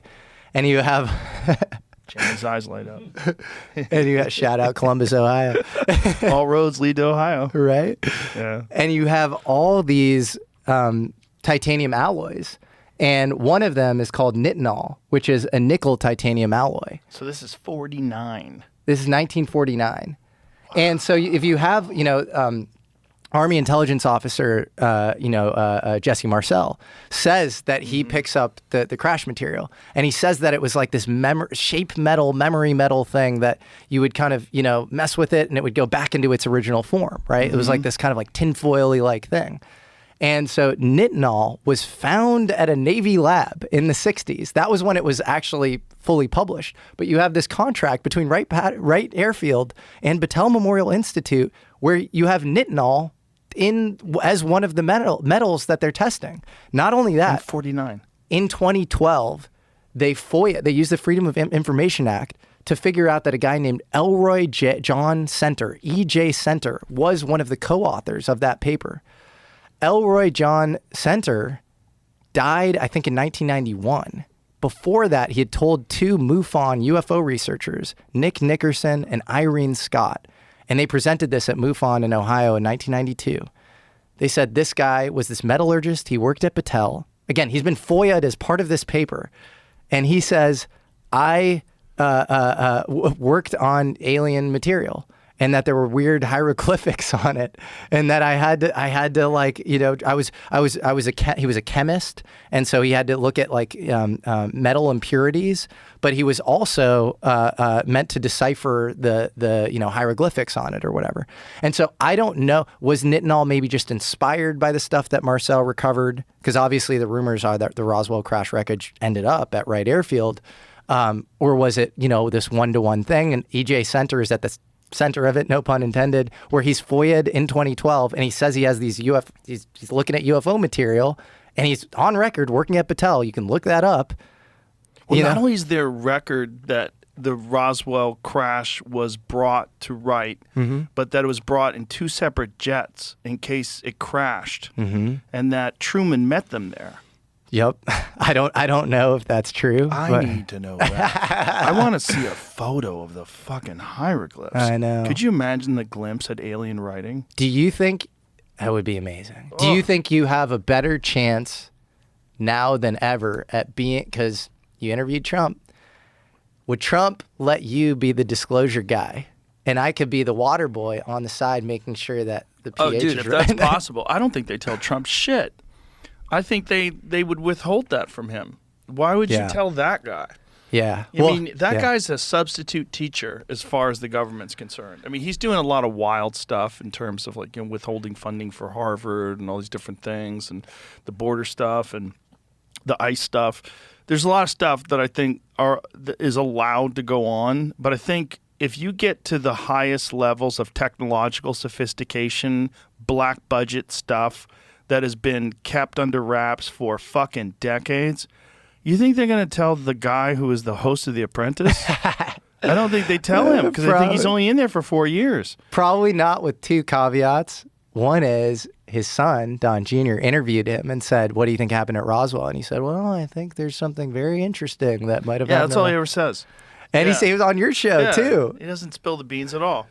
But, I mean, maybe he doesn't spill the beans because he doesn't know where the beans are. Right. Maybe he's looking for more of a smoking gun. Like, he needs to know more. Is that really his primary concern? He's a 78-year-old man who doesn't do drugs. Like, he's had no psychedelic experiences. Maybe he's not even interested in this concept. I think about that sometimes with people on the Hill that I speak to, where I'm like, can you just, like, I'm giving you all this info. Can you think outside the box? Figure it out. And they don't compute it. Right. There's a person who, like, you're the archetype of this, who's like so fascinated by it. Right. And then there is a person who goes, but I gotta pay taxes, dude. Yeah, they have to get reelected. They're super busy. Yeah, you'd have to find someone whose primary concern is that. And that bug has to bite you. It has to bite you. You have to get infected with UFO Lyme disease. If you don't, you're not going to want to release all this stuff. And I don't think Trump is infected. I mean, I think even the way he describes these things is very different than the way he describes other things. Like, he famously was talking to Steve Hilton, and it was one of the few times in history that a sitting president has mentioned the military-industrial complex wanting to go to war. These guys want to go to war. And he was saying that in that interview, and I remember thinking, like, wow, that is wild to hear him say to a guy on Fox News that there's factions in this incredibly dense complex of corporations and defense contractors, and there's insane amounts of money involved, and these guys want to go to war. And he was saying that in that interview, and I'm like, this is what Eisenhower said when he was leaving office. Straight up. Yeah, straight up. There's a straight line between then and now, and it feels like it's hitting this apex where we're involved in it. It's like you had the Civil War, 1861. Now we have like a deep state war going on, where it's like Tulsi's going in there as an outsider and this like light warrior, and she's being like red teamed and attacked, and she doesn't know who's on her side. Yeah, it's crazy. Yeah, it's pretty wild. It's pretty wild how nothing gets done, and and it's set up so nothing gets done. But my point is that Trump, his response to that is an informed response. Like there's this military-industrial complex. These people want to go to war. He doesn't talk about this UAP thing that way. He's right. like, I've seen some things, crazy things. What is that? What are you saying? Like, be specific. You got handsome pilots. They, crew cuts like you. They look nice. Like, good guys, nice guys, good Americans. Like, what do you know? Didn't he say something on your podcast about men from Mars? Or something. He goes, the people from Mars or something. It's hard with him because he speaks in this sing-songy, oversimplified way. And he rants. And he's got a strong rant muscle, right? Because he does these stadium tours where he goes to these enormous places and he basically just works without a script. So it's like he's got a rant muscle. There's a few people, like Tim Dillon is the best comedian who has a rant muscle. So good. He just can rant. You just like get a microphone in front of him and a subject and he knows what to say.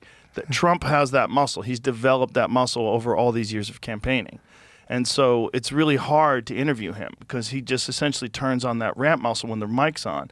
And you got to like interject, like, hold on, okay, but what are you saying? Like, what do you know? Like, what do you know? Like, will you release this information? Like, what if you found out that for sure we have been visited and that we are in possession of crashed UFOs that were not made by China, they were not made by Russia, they're not made by America, they're from another civilization that we don't understand, would you tell us? What do you think he would say?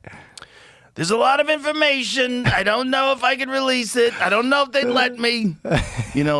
I don't know what holds it back. I want to know if he's in it. Like, did you see Age of Disclosure? I didn't actually. You should. It's really good. I mean, I don't know how you would see it right now because it's not released yet, and I don't know what they're doing as far as getting it released. But did you come out believing more skeptical? What was your both? With all of it. Mm-hmm. I think some is bullshit, some of it is misinformation, some of it is they're releasing this slow trickle. Like, if it all is real, I think the strategy is to slowly get us accustomed to the concept, just the idea that we're not alone, and just get it in there. Okay, first step, first shot across the bow, 2017, New York Times. New York Times says, not of this world. Oh, my God. You know, you see the pictures of the gimbal and the go fast, and you're like, okay. All right, now we're talking. But that's 8 fucking years ago, right? Nothing real significant in 8 years.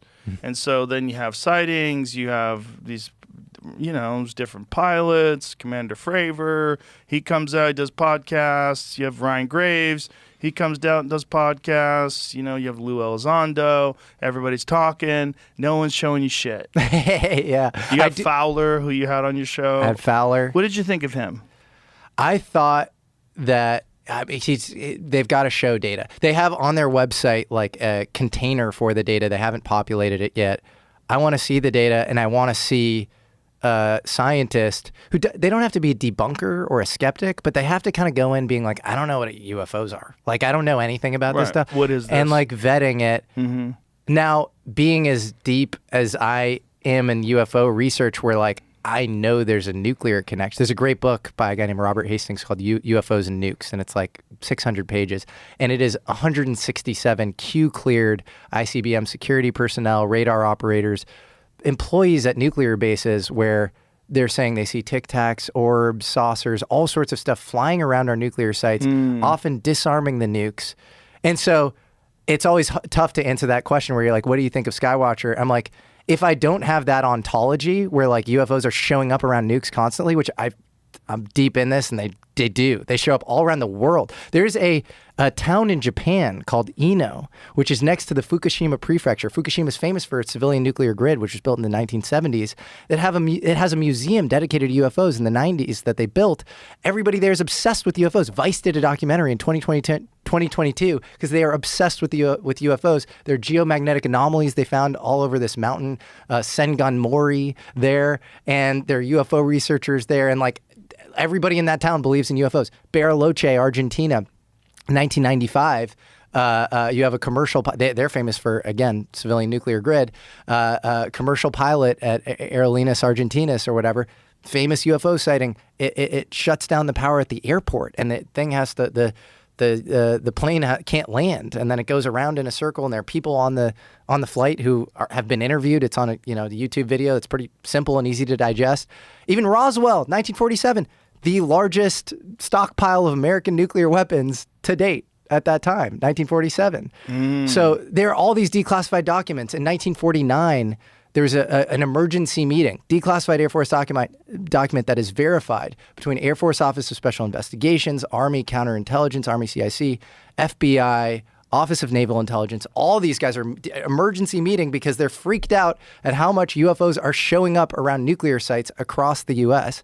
In 1952, there's a Look magazine article where Captain Edward J. Ruppelt, who's kind of marginalized pre-Blue Book really taking off with J. Allen Hynek, who I think was basically a disinfo agent, where I do, yeah, and he's claimed to have like gotten better and kind of be, he admitted his part in the cover up, but then I think he kept going on with some fuckery, yeah, yeah. So there's so if you don't have that ontology, there's Vasily Alexeyev is a Russian general.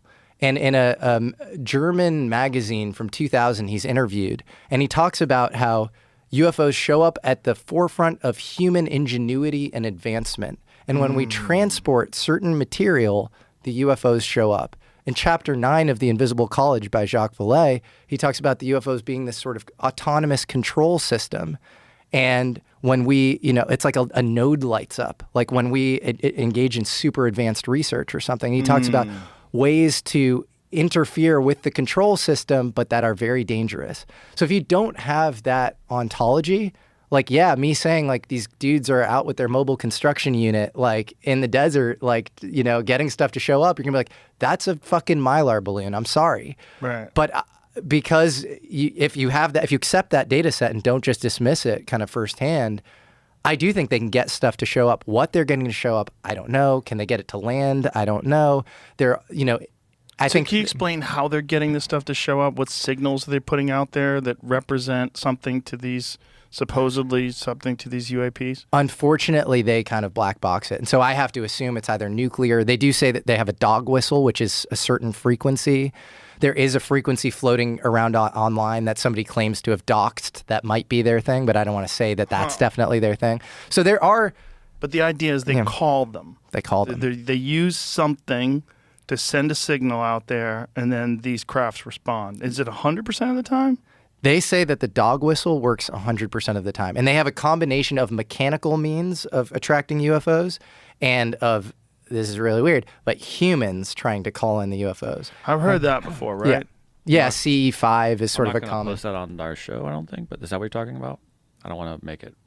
That might be, 2.5K. Yeah, What do you not want to make, Jamie? I don't know. Do you want me to show this or not? I don't know if you're saying it's bad. I don't want to give it. No, I'm not saying it's bad. I don't think. Seems like it's on Reddit. I think it's fine. All right. I don't think. I don't think it's fine on their own. Then. I don't think Skywatcher would like say that that's definitely, endorse that as their thing, but because they kind of black box it. But that could be. That could be real. So what it's saying, want to know how to make the dog whistle for summoning UAP? Here's how. Super easy.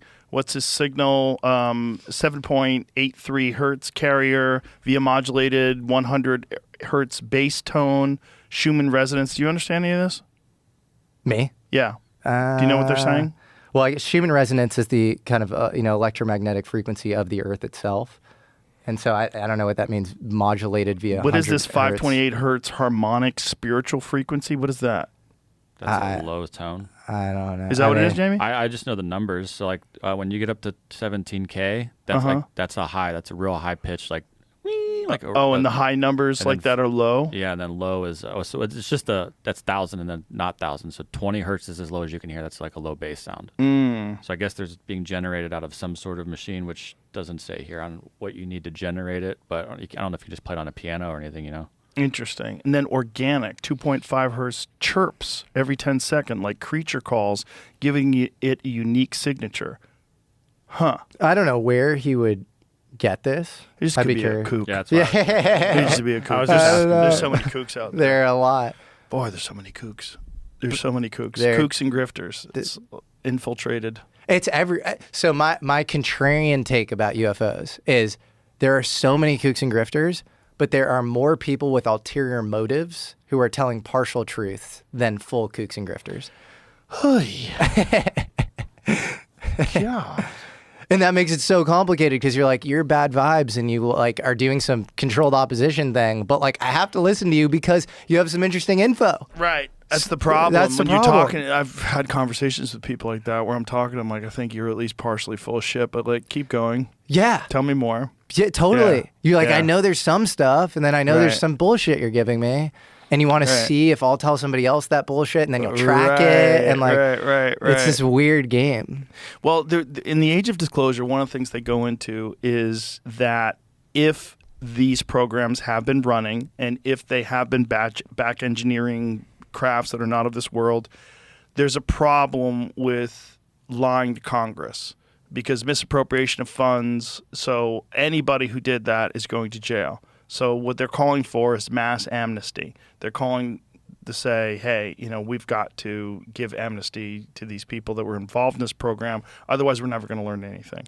And then there's the problem with corporations. So if you give this to Lockheed Martin, what does General Electric think about that? Well, hey, you motherfuckers, how come you didn't include us? So then they want to sue. Mm-hmm. So then they sue the federal government for whatever, interfering with competition. Yes. So there are all those issues, and right now the UAP Disclosure Act is up again. It was killed by a guy named Mike Turner, who has a bunch of aerospace. The fuck, Mike? Mike, come on, Mike Turner. Come on, Mike. He's out now. Oh, he's out. And guess what? He represented Dayton, Ohio, where Wright-Patterson Air Force Base is. Jamie. Sorry, Jamie. Jamie gets so excited when you bring up Battelle and all the Ohio shit. We've gone deep. I mean, Battelle is very implicated in all this stuff. Yeah, from the 40s. From the 40s. But the even 40s. the All-Domain Anomalies Resolution Office, which is like the authoritative office that is, I think, the modern Blue Book. That's, basically saying, don't look here, like this is all bullshit or whatever. Yeah. It's run by a guy named Sean Kirkpatrick. He has all these like atomic connections. He like worked at Oak Ridge, for God's sake. The guy that formed Arrow, upon whose recommendation Arrow was formed, is a guy named Ed Moultrie, who is Undersecretary of Defense for Intelligence, and he was on Battelle's board, and he scrubbed that from his LinkedIn. And my good friend UAP Gerb, who has an amazing channel, he's super deep UFO researcher, showed that it was on his resume, and then he recommends that Arrow forms. It's like the total conflict of interest. It's insane. It's insane. Yeah. There's so many bottlenecks to disclosure, like legal bottlenecks. Yes. Like, Yeah. Especially the misappropriation of funds. Yeah. I mean, how much money was involved? Well, you must be talking about billions and billions and billions of dollars if all these programs are real. So if they've been lying to Congress. It's on the order. It has to be on. And it's funny, a lot of modern disclosure talks about OSAP and ATIP, these programs from 2007 to 2012, kind of under the auspice of Harry Reid. Right. And that budget was $22 million. A single F-35 costs 4 times that. The B-2 costs like $2 billion. Like, give me a break. The nature of reality, you're going to spend $22 million on. So it's funny how the whole conversation is on this, like, clearly this thing to like get more civilian eyes on the issue, maybe see what they can figure out or whatever. Yeah. The core program, if there is a core program, which obviously I believe there's a core program, it's on the order of that speech that you've often cited that Donald Rumsfeld made on September 10th, 2001, where he said $2 trillion was missing from the Pentagon's budget. It's shit like that. Or this woman named Catherine Austin Fitts, who was just on Tucker Carlson, who was at Housing and Urban Development under George Bush 41, where she's talking about underground tunnel systems and billions of dollars missing in the budget. It is not this little $10-20 million. Yeah, she's talking about a $21 trillion breakaway civilization that's been developed. Yeah. It's like, what? Yeah. And she says it at a moment. First of all, she's citing Richard Dolan, who Richard Dolan is like hardcore UFO researcher. Half that interview, and Tucker Carlson doesn't know who Richard Dolan is. So it's this funny thing. And then he's like, where are the funds being used? And she goes, space. And it's like, well, where? It's not being used. SpaceX is supposed to be the tip of the spear, right? Right. SpaceX Blue Origin. So like, what do you mean space? Right. Like, SpaceX is basically like those fucking go-karts that people send down hills with no engines. Right. You know what I mean? Like, what are those things called? You know those things when they have races where people, they make their own like little... down the hill. Soapbox derby? No, Yeah. Well, soapbox is the little... Soapboxes. Yeah, that's what it's like. Yeah, that's what SpaceX is. Yeah, exactly. Right? If we have any of this shit, that's what Right. SpaceX is. It's using really ancient technology to achieve these results. It's business model. And I think Elon's amazing. He's single-handedly resuscitated NASA, but it is an Earth-based space company. I think he keeps stuff secret. He does. He absolutely keeps stuff When secret. he tells me there's no evidence of aliens, that like there's something about it that just stinks.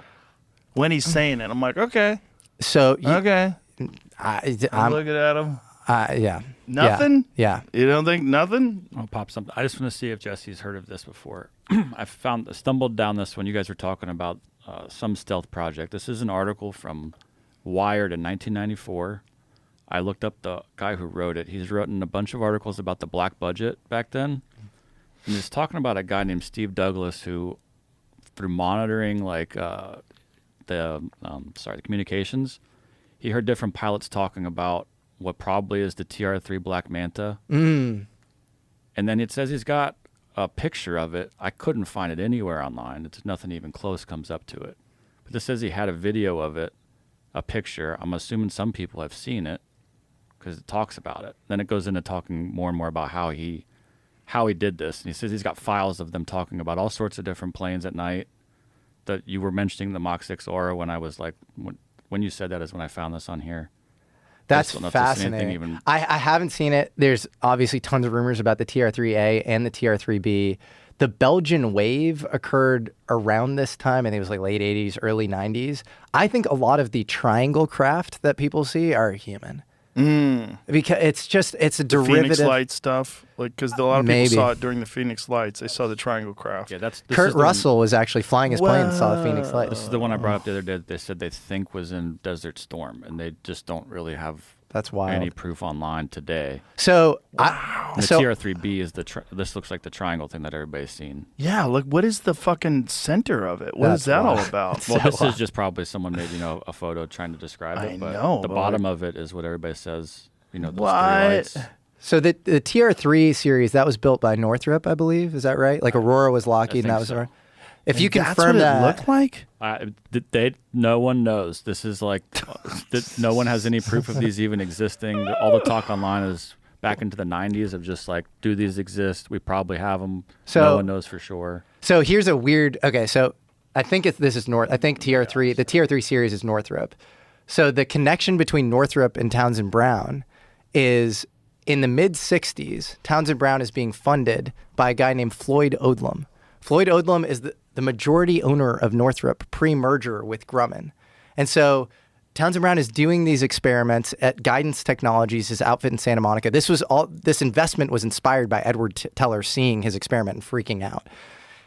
He's doing these experiments. Bill Lear has an office across the street. They're doing all sorts of cool, innovative stuff.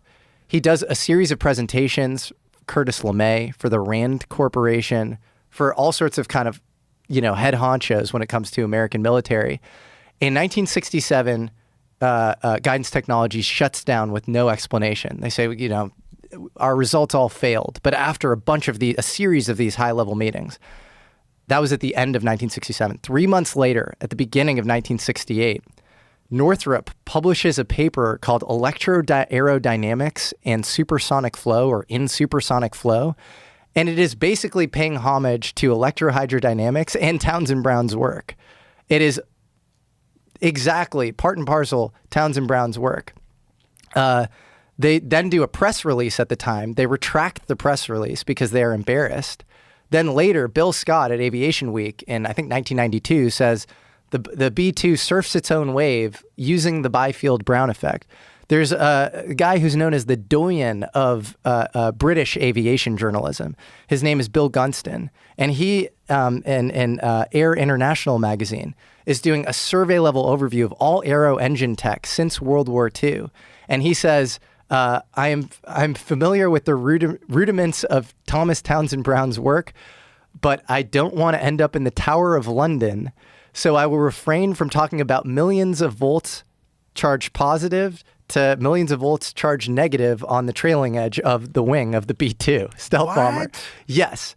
And What is the Tower of London? What's that reference to? He's just saying, I don't want to end up in jail. Tower of London is probably where Jack the Ripper ended up, or whatever. I don't think it was like but he's like, don't get on my ass. Surfs its own wave. Surfs its own wave. So if you put that electroaerodynamics and supersonic flow paper, which is available, you could put that into ChatGPT, and it could be like, how can this confer an advantage to an airframe for, Let's do that. Yeah, you can do that. Let's do that. I'll tell you what it says, but you can do it. Yeah. It's wild. It's wild. It'll give you a bunch of answers as to what. Surfs its own wave. So that's the paper. All right, Yeah. How do I download it? Electroaerodynamics. So my point is, if the TR3A and B are real, like the B2 is still so locked down. We sell F-35s to allied nations, Norway, Canada, whatever. We don't sell B2s to anybody, even including allied nations. The ticket price is $2 billion. They have a new version of the B2 that's, I think like 700 million or whatever, but they weren't built at scale. They're extremely locked down. It's pretty crazy. Wow. So what would they be doing? Like, how would it be surfing its own wave? Like, what advantage would that confer? If you do this ChatGPT thing, it'll say it doesn't split the airflow as much, and so you get more lift, and there's reduced drag. The shock wave is reduced. The electric fields somehow interact with the particles at the boundary layer where the frame hits the air. And so there are a bunch of theoretical things that are honestly probably a little above my pay grade, but that even, conventional AI will tell you that it will do as far as being helped. Gun to head, how far do you think they've gotten this stuff? Man, I mean, this was like Right. 80s, and they were Right. probably maybe building in the early 80s or maybe late 70s. So definitely way farther than that, you know? Do you entertain the possibility that this thing that Lazar talked about that we see on the desk right there, the sport model, do you think that was ours? That feels really hard for me to say in good faith, because that was around the time that the B2 was just being unveiled. Also, no seams. No Looks like it's seams. 3D printed. Totally. Element 113 or 115 rather, Mm-hmm. and this generator that nobody understands. Yeah, I think that is more of the variety of something that would crash in the New Mexico desert. That is, and this is where it gets weird, because everybody wants a clean solution. Everybody wants the anti-gravity, the UFOs to be a cover for the anti-gravity. Including Lazar. Like he said when he saw the sticker on it, there was an American flag sticker on the sport model. He's like, oh, I get it. These are ours. Yep. That's why people keep seeing them. And then as he starts examining these things, he's like, no. Yep. This is not ours. Like, what the fuck is this? This is meant for 3-foot tall things. Yeah. There's no controls in this. Like, what is this? If reality has a governor on it, and we're in weird territory, we're just talking about AI and all this stuff is just getting so weird, quantum computing. If reality has a governor on it, like a governor on a motor, you Right. take the governor off. Do you get, is it like a Hydra where you cut the head off and you get 5 in its place, or do you get Right. one neat solution? You don't get one neat solution. Of Right. course not. It's a zoo of things. Right. And so at the time that like the government's kind of unraveling and we have all these transparency initiatives or whatever, and you get these secret science lineages, and then our apertures are open, people are waking up to greater realities. The fact that the pandemic could even happen, like, is sort of so crazy, and then it makes you question. It was like, what about the Gulf of Tonkin, USS Right. Maine, and all these things? Yeah. I think all of this stuff is coming out at the same time, and it's not necessarily this neat solution where the anti-gravity just, accounts for the UFOs and the aliens. Right. And the UFOs and nuke stuff, which was happening since the 40s. Right. Where it's like, I don't know how I can't explain that via anti-gravity experiments. And then there's the question of how many? How many different civilizations visit us? Yeah. How many different things? How many different versions of these things are there? If this is like a testing ground, is this open to the general public of space? Also not 0 or 1, probably 0 or 100. It's probably a zoo of things. Right. It's And just the most likely thing. that was what was interesting about your episode that you did with Fowler, where they were documenting the different shapes. And I'm like, okay, where's the flying saucer? Right. You don't have a flying saucer Yeah. in this. How Yeah. come you don't have a flying saucer? You have all these other shapes. Totally. You have a Tic Tac. You have a Tetris or whatever the fuck it is. Uh-huh. Where's the one that everybody sees? The iconic Yeah. Billy Myers. Yeah. Yeah. That's weird. Yeah. You know? It is weird. Yeah. Also, do you work for the CIA? I do not. I do not work for the CIA. Do you have to answer if I ask you? Is it like, you remember those movies where you ask a guy if they're an undercover cop? You ask them if they're a cop, they have to tell you. Yeah. People really used to believe that. But Yeah. it's just a fictional tool. They don't really have to tell you that they're undercover cops. They don't have to tell you. But there is, I think there's like 122 333 or whatever, where like if you're CIA, you can't be fucking with domestic stuff, which I think they break all the fucking time. Oh, so I don't think yeah. that's a reason. They probably passed laws that bypassed that a long time ago. For sure. Well, I think they also killed JFK. this. This is the Bainson Lab video. There you go. What's really crazy is that looks remarkably Mm-hmm. similar to the design that Lazar said the generator looks like that's inside the UFO. Well, here's something crazy. Lazar says there are 2 different gravities, gravity A and gravity B. Yeah. Again, I think Townsend Brown was a poor theorist, but he wrote a paper called The Structure of Space while he was at Martin Vega Corporation. By the way, Townsend Brown started working at Martin Vega the year that Skunkworks formed, which I think is very interesting. And he says in Structure of Space, there are 2 forms of gravity. He says there are gravity wells and gravity hills. And he talks about how it's crazy. And he talks about the protons in an atom outweighing the electrons, and so you get this weak positive charge for all matter that creates a gravity well, like this inward pull. But in fact, it's sort of this electromagnetic derivative or whatever in his model. And again, I would not over-index on his theory. I think there's tons of proof that he just figured out this topological physics effect, and other people figured out theory. Maybe even they just have like locally useful theories. Ryan Graves was on your show and talked about extended electrodynamics. Hal Puthoff's probably the tip of the spear as far as a lot of theory around this exotic stuff. Sonny White, other people like that. But Yeah, it is interesting that both of these guys had two versions of gravity. Yeah, it's very interesting. It's very interesting. And the Lazar stuff, to me, it's if a guy's going to be a liar like that, he's going to tell a lot of lies. Right. It's not going to be just one lie from '89. yeah. You know what I mean? That you basically say the same version of forever. Yeah. The other weird thing in that story is in Messengers of Deception, Jacques Vallée's book, he talks about, because he's not a believer in Lazar, he talks about Lazar being forced to drink a liquid. And Lazar even talks about this openly, that he was forced to drink a liquid and it tastes like pine or something. And it causes memory lapses in certain cases. So that's also a weird factor. But there is so much, I think, my buddy Luigi, I also have a good friend named Chris Ramsey, who has an amazing UFO channel called Area 52. And he's met Lazar through Luigi. And I don't want to blow up their spot, but they've given me a lot of ammo as far as just Lazar being at Area 51 S4. And so it's so fascinating. So they gave him this liquid to kill his memory? That's the idea behind it? I don't know if he knew the intent. It was just drink this or whatever. And then he said that it caused, at least in the Vallee readout, he says that it caused memory lapses, is the quote in Messengers of Deception. But this is where it gets so confusing. If you have MK Ultra was super widespread, it was deleted, the church committee or whatever. But like it was a very widespread program.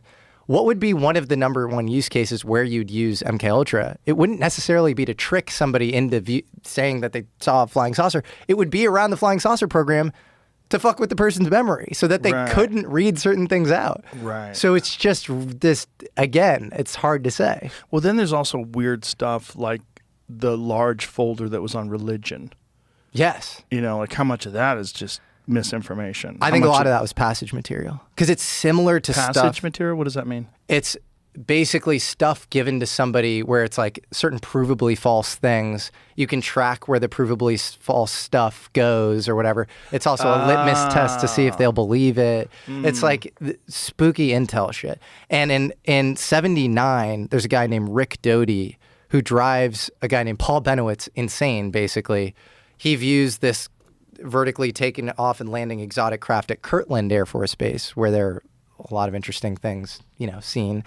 And he is shown similar things along with Linda Moulton Howe is taken in front of a two-way mirror, and Rick Doty, this Air Force Office of Special Investigations agent, who we know is acting in bad faith at that time, he's even come out and admitted this, shows her this thing called Project Garnet, and it is oddly similar around accelerated evolution to the stuff that they showed Lazar. Also, if you have a UFO program that's extremely compartmentalized, why at the same time give the person this like ontological model of reality while you're compartmentalizing? That doesn't make sense. So, and this is what I love about Lazar. Lazar will admit that he's like, I think a lot of that stuff could have been fake and bullshit. And I only am relaying what I saw with regards to the craft. And I don't take any of that stuff fully at face value.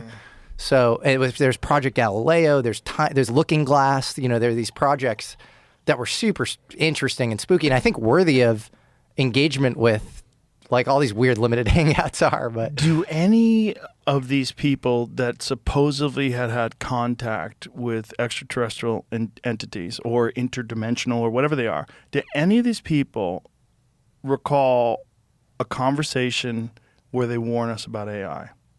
Oh, that's such a great question. I don't think so. I don't think so either. It's almost always nuclear. That seems crazy. Well, maybe. That seems crazy. That there's no discussion about you are on the verge of something truly spectacular. Maybe AI is their control system. Maybe they are AI. Maybe they are AI. Maybe AI becomes that. Maybe biological limitations need to be traversed, and the best way to traverse them is to eliminate biology. We are now experimenting with computational biology. You can use things like this neuroscientist, Carl Friston, the free energy principle. There's this company called Cortical Labs, and I think they might play up some of their results, but they use these microelectrode plate arrays, and they program like cultured rat neurons to do basic computational tasks.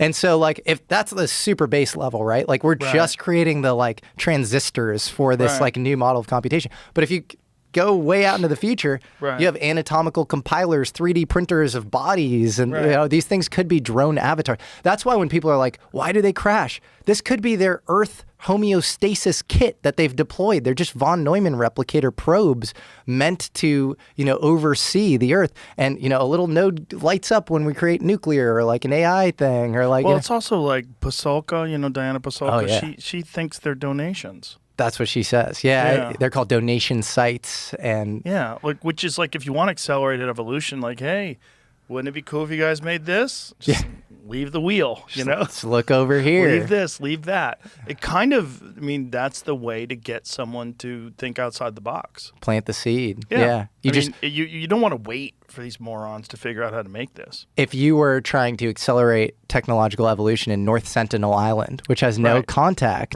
with humans, what would you might just airdrop a computer, figure it out, and they'd be like, a computer, this I'd is start crazy. with a lighter. Sure. Yeah. I don't think they have fire. Yeah, a computer might be a little advanced. But you would give them some stuff. Yep. Yeah. And let them figure out how to make that stuff and give them the raw materials to make that stuff. Totally. Especially if you have some complex alloy, like this bismuth, whatever the hell it is, with layered, find that, figure that out. Yeah. Can you make it?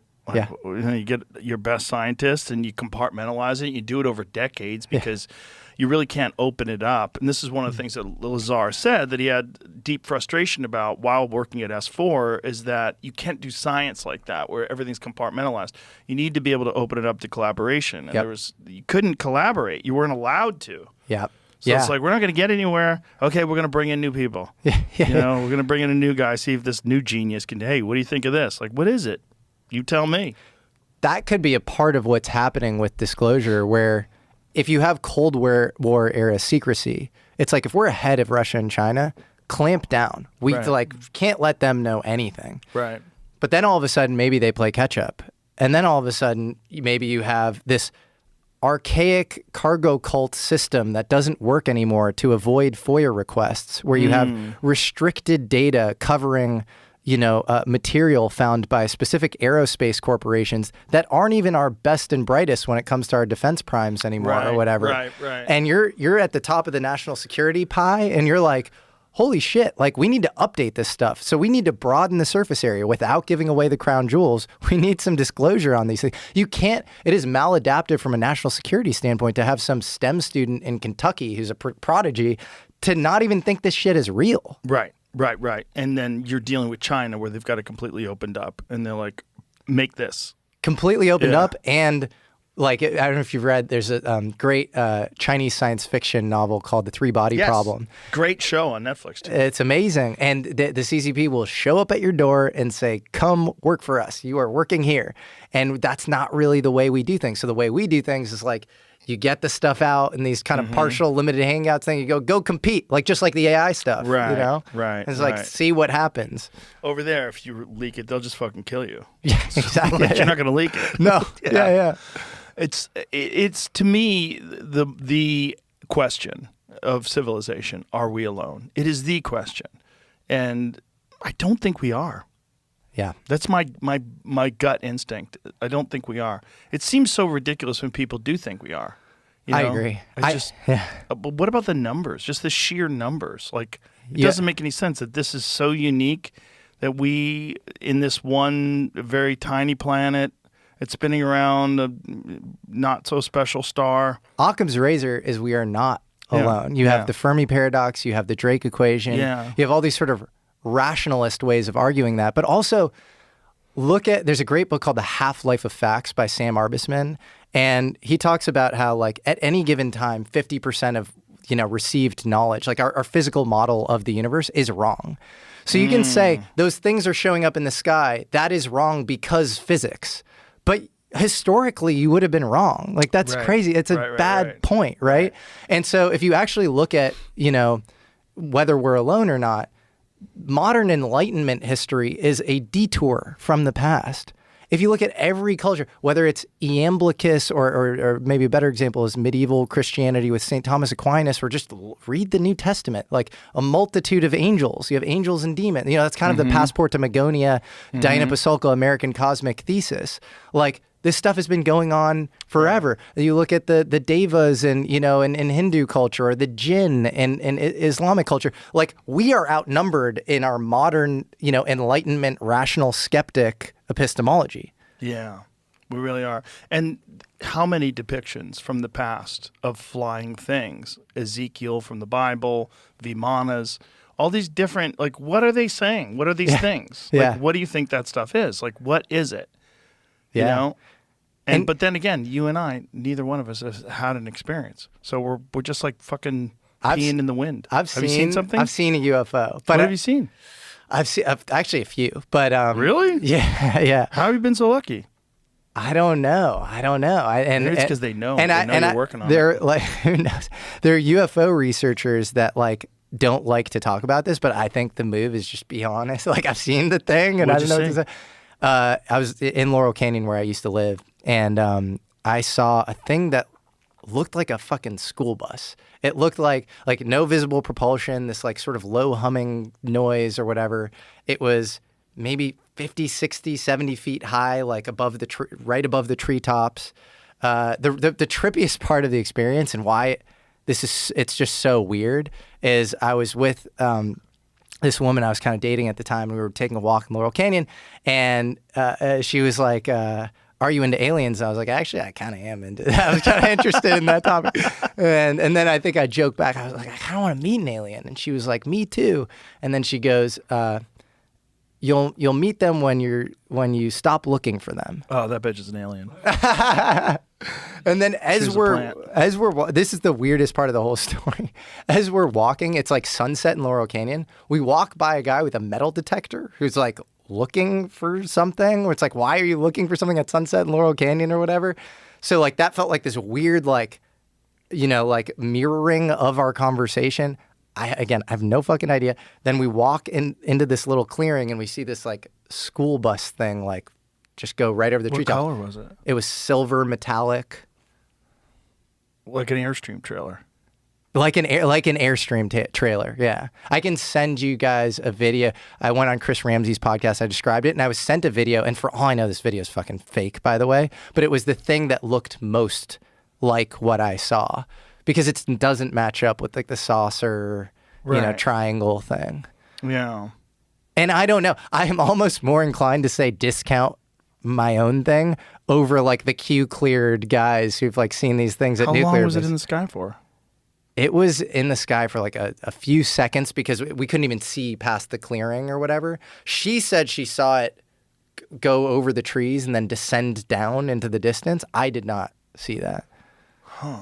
And like you're talking, Laurel Canyon is like mostly residential, so like I'm like, where did it descend? Right. I don't know. So what else have you seen? You said you saw more than one thing? Yeah. So another time, I was actually with a friend who invests like with me and Peter, and is like the most rational guy you'll ever meet. Like he's a fan of like Noam Chomsky and like David Hume. Like he is a modern rationalist, atheist skeptic. And we went surfing that day. We were back at his place. I was super into holotropic breathwork at the time, which I love. And we were doing holotropic breathwork. 5 minutes in, we both see these like metallic looking orbs. This time super high up in the sky, like probably higher than what you would, definitely way higher than a drone. And one's bobbing above him, one's bobbing above me, similar to like the typical like orb that a lot of people sort of describe, like the Mosul orb or whatever. A lot of these sightings. And he looks at me and I go like, "What the fuck is that?" He goes, "Dude, I think that's like some secret black Lockheed tech or whatever." And then I don't even say anything. 2 seconds goes by, and then he looks at me and he goes, "Dude, that's not fucking from here." He's like, "That's not Lockheed. Like, I don't know what that is." Do you entertain the possibility that there's states of consciousness that you could achieve where these things become visible? Absolutely. And you've had Rick Strassman on. He talks about, DMT, the spirit molecule. He talks about DMT as like night vision, or like it's like it's like goggles or a window. It's like Aldous Huxley, the doors of your perception. Are you superimposing a hallucination onto reality? Or are you just seeing, we see a limited part of the electromagnetic wave spectrum. We see between 400 and 700 nanometers. Our audio range, there's a certain decibel limit, right? So like when you take a substance like that, are you seeing things that are in objective reality, but we just don't have access to them? It's actually adaptive for us not to have access to them in our waking reality. And so it's this interesting philosophical question. I don't know the answer to it. Right. Would we even be able to function if we had access to that? Probably not. Probably not. No, it is. There's a guy named Donald Hoffman who's a cognitive psychologist, and he talks about, it's like, why don't we see electromagnetic waves themselves? Like, why aren't you seeing Hertz frequencies? Yeah.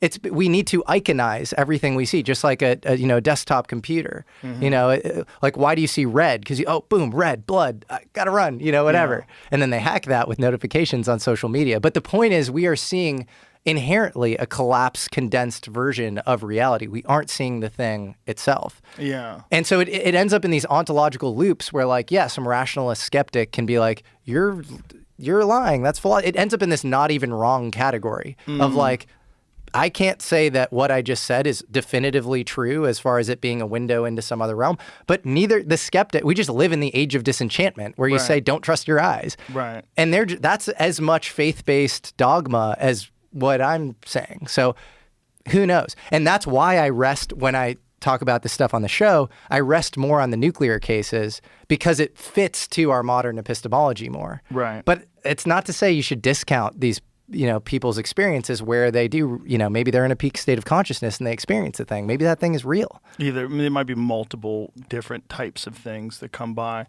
And the nuclear one is a weird one. I mean, if you were from another planet or some other place and you recognized an emerging civilization that had nuclear capabilities, you'd be like, hey, fuckers, slow down. Hit the brakes, son.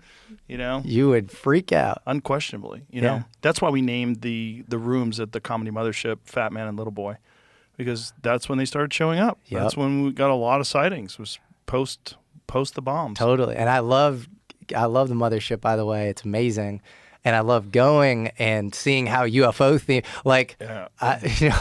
in preparation for this, I've had a couple friends be like, man, Joe's like anti-UFO though. And I'm like, no, he's just frustrated with disclosure. Go to the mothership. The whole fucking thing is themed so UFO. How can anybody say I'm anti-UFO? There's fucking UFOs everywhere. There's one on the desk. There's one behind me. I know. That's so silly. And you broke the biggest UFO story of all time. Like, you've done more for disclosure than anybody, in my opinion. Well, I'm not anti-UFO, but I'm allergic to bullshit. And this stuff, some of it smells like bullshit, which is, I would be remiss if we didn't talk about those little mummies in Peru. Yeah, dude. What do you think is going on there? They break my brain. This was the most frustrating case I've ever had to deal with, and I wish I could give you a definitive, these things are definitely dead aliens.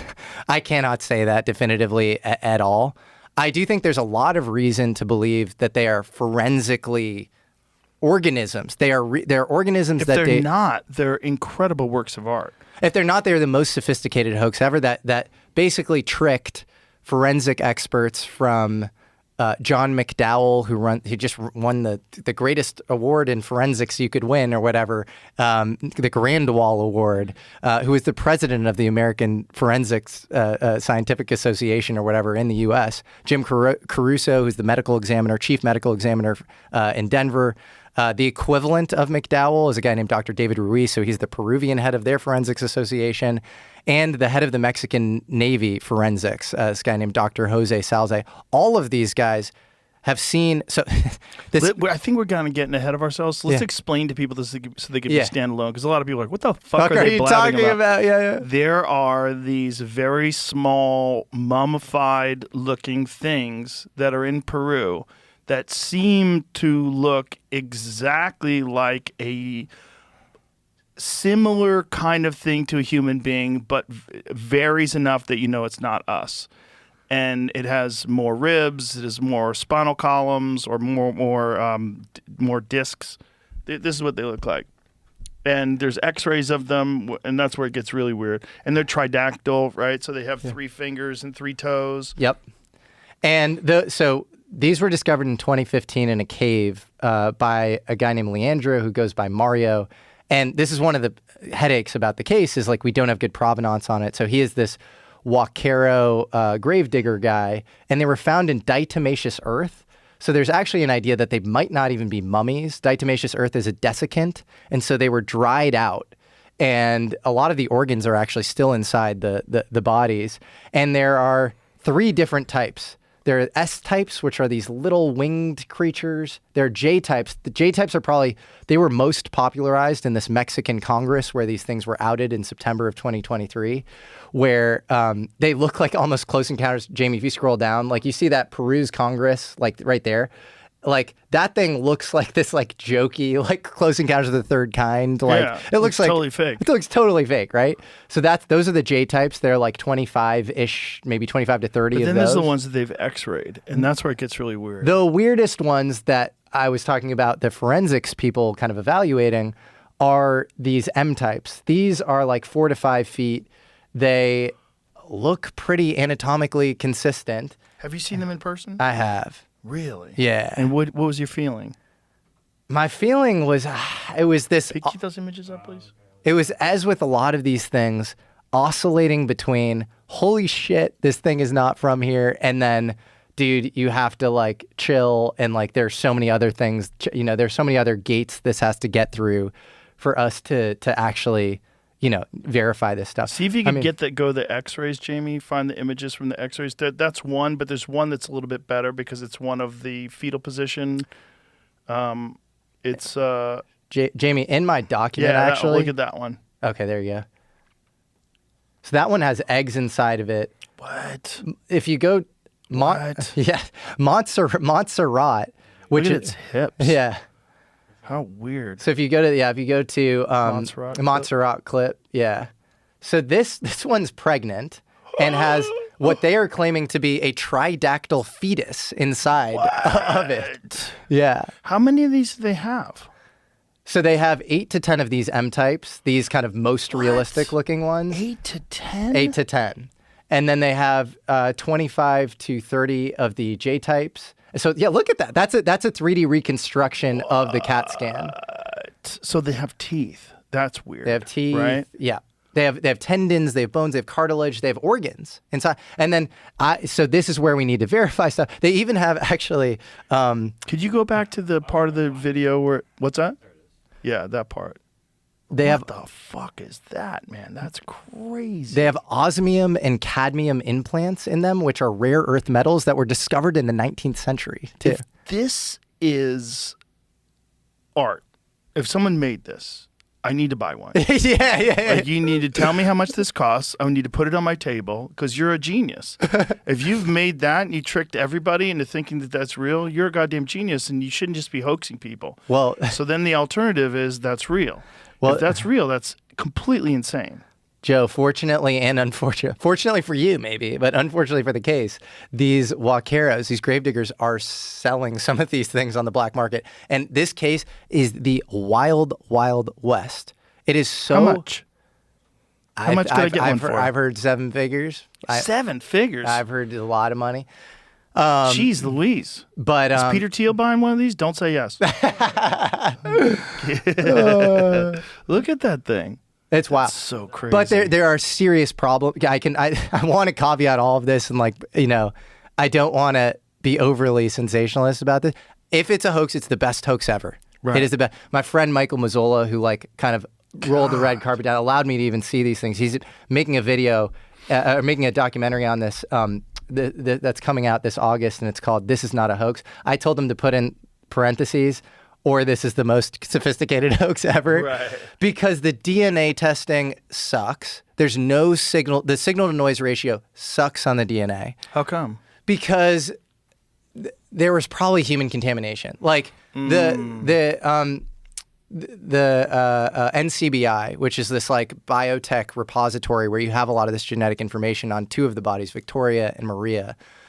This is all publicly available. They've done analysis on this, and the camp that is very pro, these being alien, is this guy Jaime Maussan, and he is.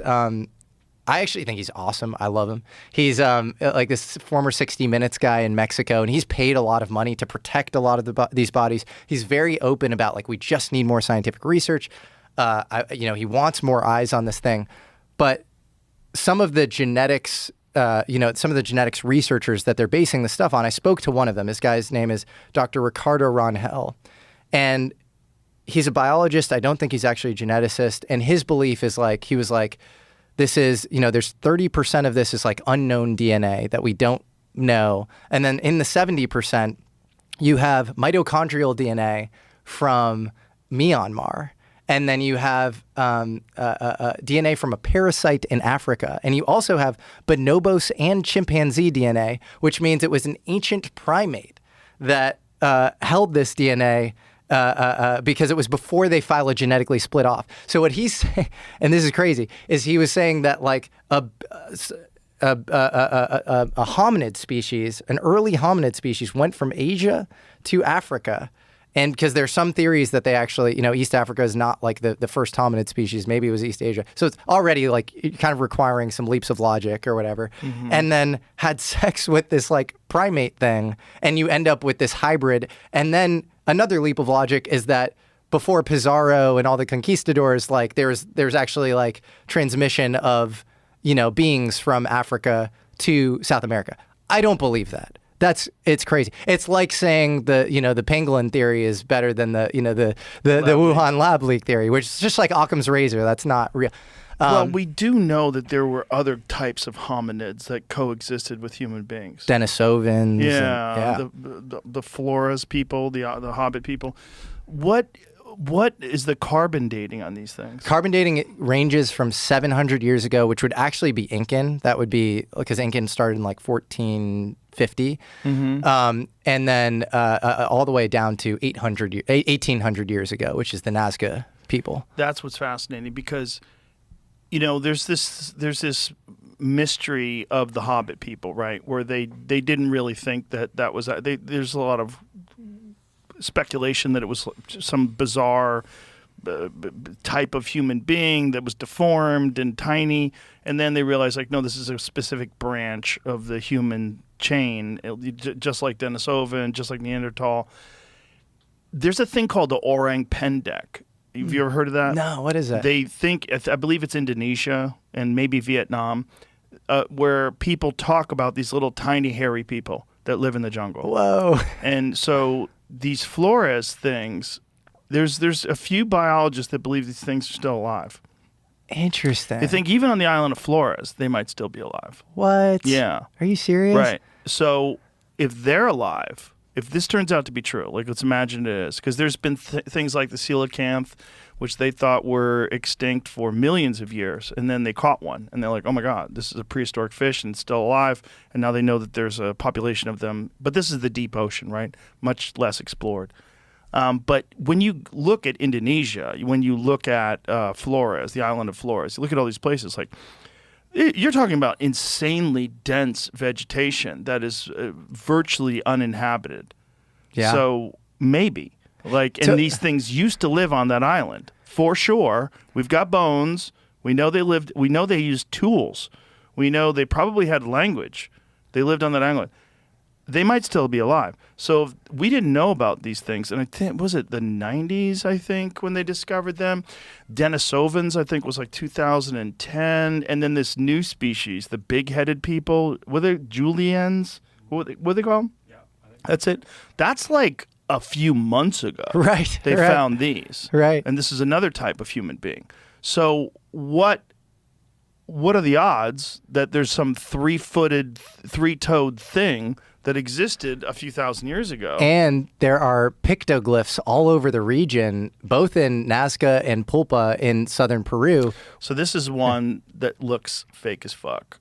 But this guy is driving in his motorcycle, and he's filming, and he claims that he got this thing running away. No way. Yeah. A little hairy thing? Yeah. You could see as he's riding his motorcycle, this thing like darts across the road in front of him. And this is a few years ago, too, where, CGI sucked. So there it is. You could see it real briefly for a second. It just runs across the road. Look at that. Oh, my God. What is that? Right. I don't know. But if this thing did exist at one point in time, I mean, God damn, it looks good. Yeah. If it did exist at one point in time and people do see it all the time, there might be a small population of them that are still alive. that thing, the X-ray of it, or the CAT scan. MRI, the CAT scan, looked human, but weird. Yes. But the teeth and the jaw, it looked like a deformed human. And it is important to note that there were skull elongation rituals going on as early as the Yes. Paracas people, which Right. were pre the Nazca Right, people. and what were they imitating? That's the interesting question. What the Nazca lines? Why are they Right. making? It's probably humans that made these things, Right. but they're things that only make sense from an aerial view, And they're miles long. and they're miles long. What are you doing? And there are pictoglyphs, cave art all over the region Mm-hmm. with 3-fingered beings, with tridactyl beings. Are there really? There are, and this is the weirdest thing.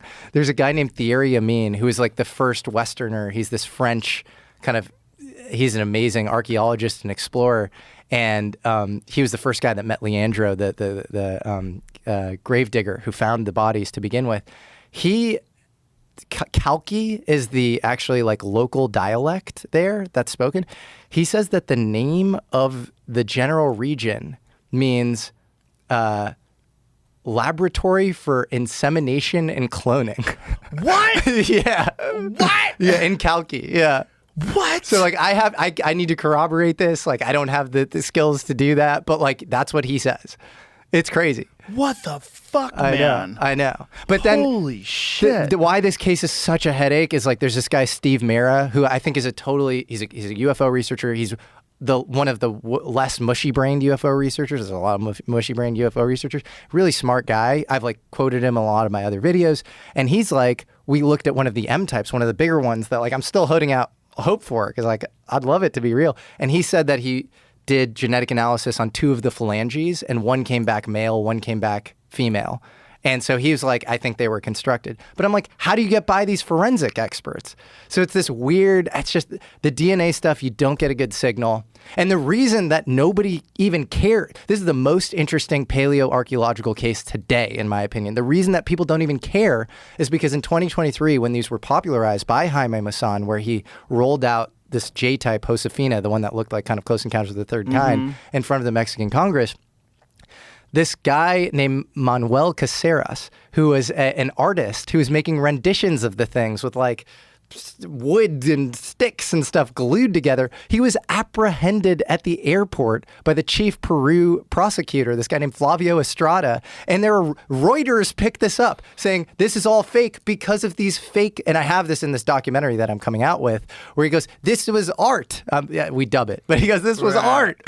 It's crazy. So that's the signals crossed. The signals crossed. And I think if there's anything about this case, it's like, let's get our best and brightest on it and figure it out. Yeah. I think we can figure it out quickly if we had the right research. And there are all these Interpol laws, like you can't move the bodies from Peru. And Right. it's crazy. Well, even if it's just a different branch of the human chain, I mean, that just if that's a different branch off the human tree, that's fascinating enough. I agree. That there's like Fascinating. 3-fingered, 3-toed people that lived Totally. with a weird shaped head. And if you find there is phenotypic inheritance where you find that the tridactyl being inside Montserrat's belly is also tridactyl, then at what point do you go, how can you hoax that? Right. How can you hoax that?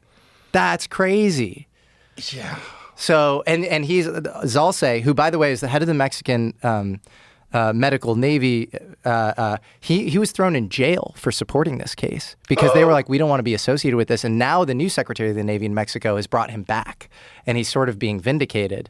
But he is like, I was like, Jose, like if you showed this CAT scan image of the baby tridactyl to any normal doctor, they didn't know anything about the case, would they say it had 3 fingers? He goes, yes. So if that's the case, I think that is a big deal. But then you have the Steve Mera thing. And so I don't want to come out fully, I don't know. Of course. Yeah, of course. But I mean, how much evidence would there be? This is the problem with fossils, right? Because when things die, they don't really create fossils unless it's a very extraordinary instance. Like something unusual has to occur. You got to get trapped in mud. Right. That's how. So most of the things that have lived, we don't have fossils of. Which is, if this thing was a small percentage or small population, small percentage of the living humans, and some of them are like that, and they just died off like 500 years ago, and 1,000 these years ago. and these ones got saved because they were around a Yes. diatomaceous earth mine, which Yeah. preserved their organs and their whole body. Just from an anthropology perspective, that should be the most fascinating thing. But it's got the stink of a hoax on it, so people don't want to go and study it. Yeah, part of what I almost want to do is like a nature of reality fund that I tie to the show, where I'm like, I see so many cases like this where I'm like, if we just had some money, and it's like so important for humanity, Yeah, right? And it's like yeah. non-profit. It's just, let's just pay to get the best people. I think like one of the problems with modernity is like the smartest people are working on the dumbest problems. We're building $15 billion particle accelerators. People are stuck in string theory. We're like debating all this dumb shit. And you have these things. I don't know if they're real. You can debunk it, fine. But if they're real, and it's not 0% that they're real, according to these forensic experts, let's pour some resources into it. Yeah, it might be real. They look real. They look kind of real. They look very real. When I was in person, I was like, what the fuck? Like I said, if that's art, whoever made it is fucking incredible. I'm if with that's you. art, Yeah. you'd have to have a really deep understanding of anatomy and then alter it. Yeah. And then make it uniform so you do multiple versions of these things. Go back to that image again, Jamie, the one you just showed me. Look at that head, man. Yeah. That looks like a fucking alien. It totally looks like, the one other weird wrench that we should mention is there's a proteomics expert who wants to remain anonymous because I think he doesn't want to be associated with the stigma of this case. He looked at some proteins from an isolated skull of the J-types. Now, I don't think the J-types, the things that were rolled out in front of the Mexican Congress, are necessarily real. I think maybe they were made in homage to these things that do look more real. And he found alpaca proteins on them. And so that's another important point that, is a little fly in the ointment here. So somebody probably made fake ones too. But if there's a market where you can get 7 figures for a real one, of course Knock someone's it going to off. make some fake ones. Totally. 100%. Yeah. But at the end of the day, like, what is that? And why do they have 3 fingers? And the Lazar craft, didn't it have like some sort of an indentation for hands? It did, yeah. I think didn't so. have 3 fingers? Oh, I don't know. Did it? That would be wild. I don't know. I think it did. Oh, my God. I think it did. And I think it was really small, just like these things are. We're breaking ground on the Joe Rogan experience. What if that's it? That's crazy. And also, here's the thing. We have this concept of this coming from another planet, but it might not be from another planet. Yeah. It might be from here. Hal Puthoff noted that on your show. He has a paper called the Silurian hypothesis, which is you have cataclysms like the Younger Dryas impact, or Right. other things like that. You have 66 million years ago, Luis Walter Alvarez, there's the asteroid impact killed all the dinosaurs or whatever. What Break if off civilization, just like this Exactly. $21 trillion is supposed to be funding, There you go. right? Like Yeah. the underground, those tunnels and caverns in Turkey, where they have this immense underground civilization, or city, rather. And it almost felt like maybe they were hiding out from a cataclysm or something. Right. And that's Yeah. what they think it was. Yeah. So imagine if there's some break off civilization where they lived, we're talking hundreds of thousands of years ago, but they're different than us. And, sometimes they come visit, Could be, man. Could which be. is one of the reasons why they come out of the ocean a lot. And totally. They're transmedium. And like, in some sense, you would care way more about the nuclear stuff. You'd be like, don't destroy your planet. Don't destroy our planet. Yeah, We're idiots. here. You'll kill us too, you stupid. Yeah. Yeah. Yeah.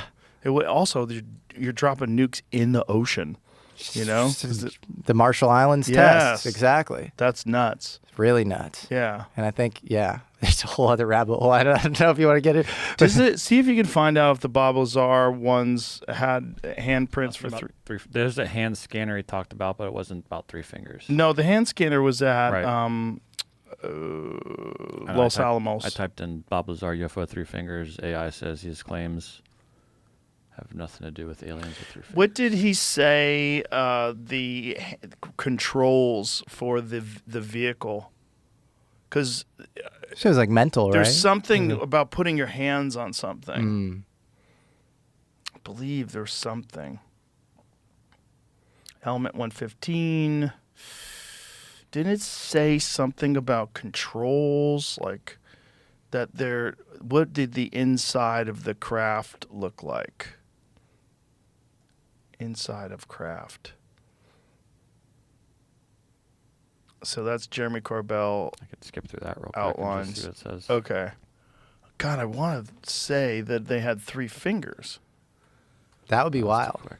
That would be fucking insane. Because Yeah. they're tiny. They have 3 fingers. That's these things. He said the seats were very small. Yeah. Yeah. They're supposed to be like 3 feet tall or 4 feet tall. That's these things. There you go. That's these things. Yeah.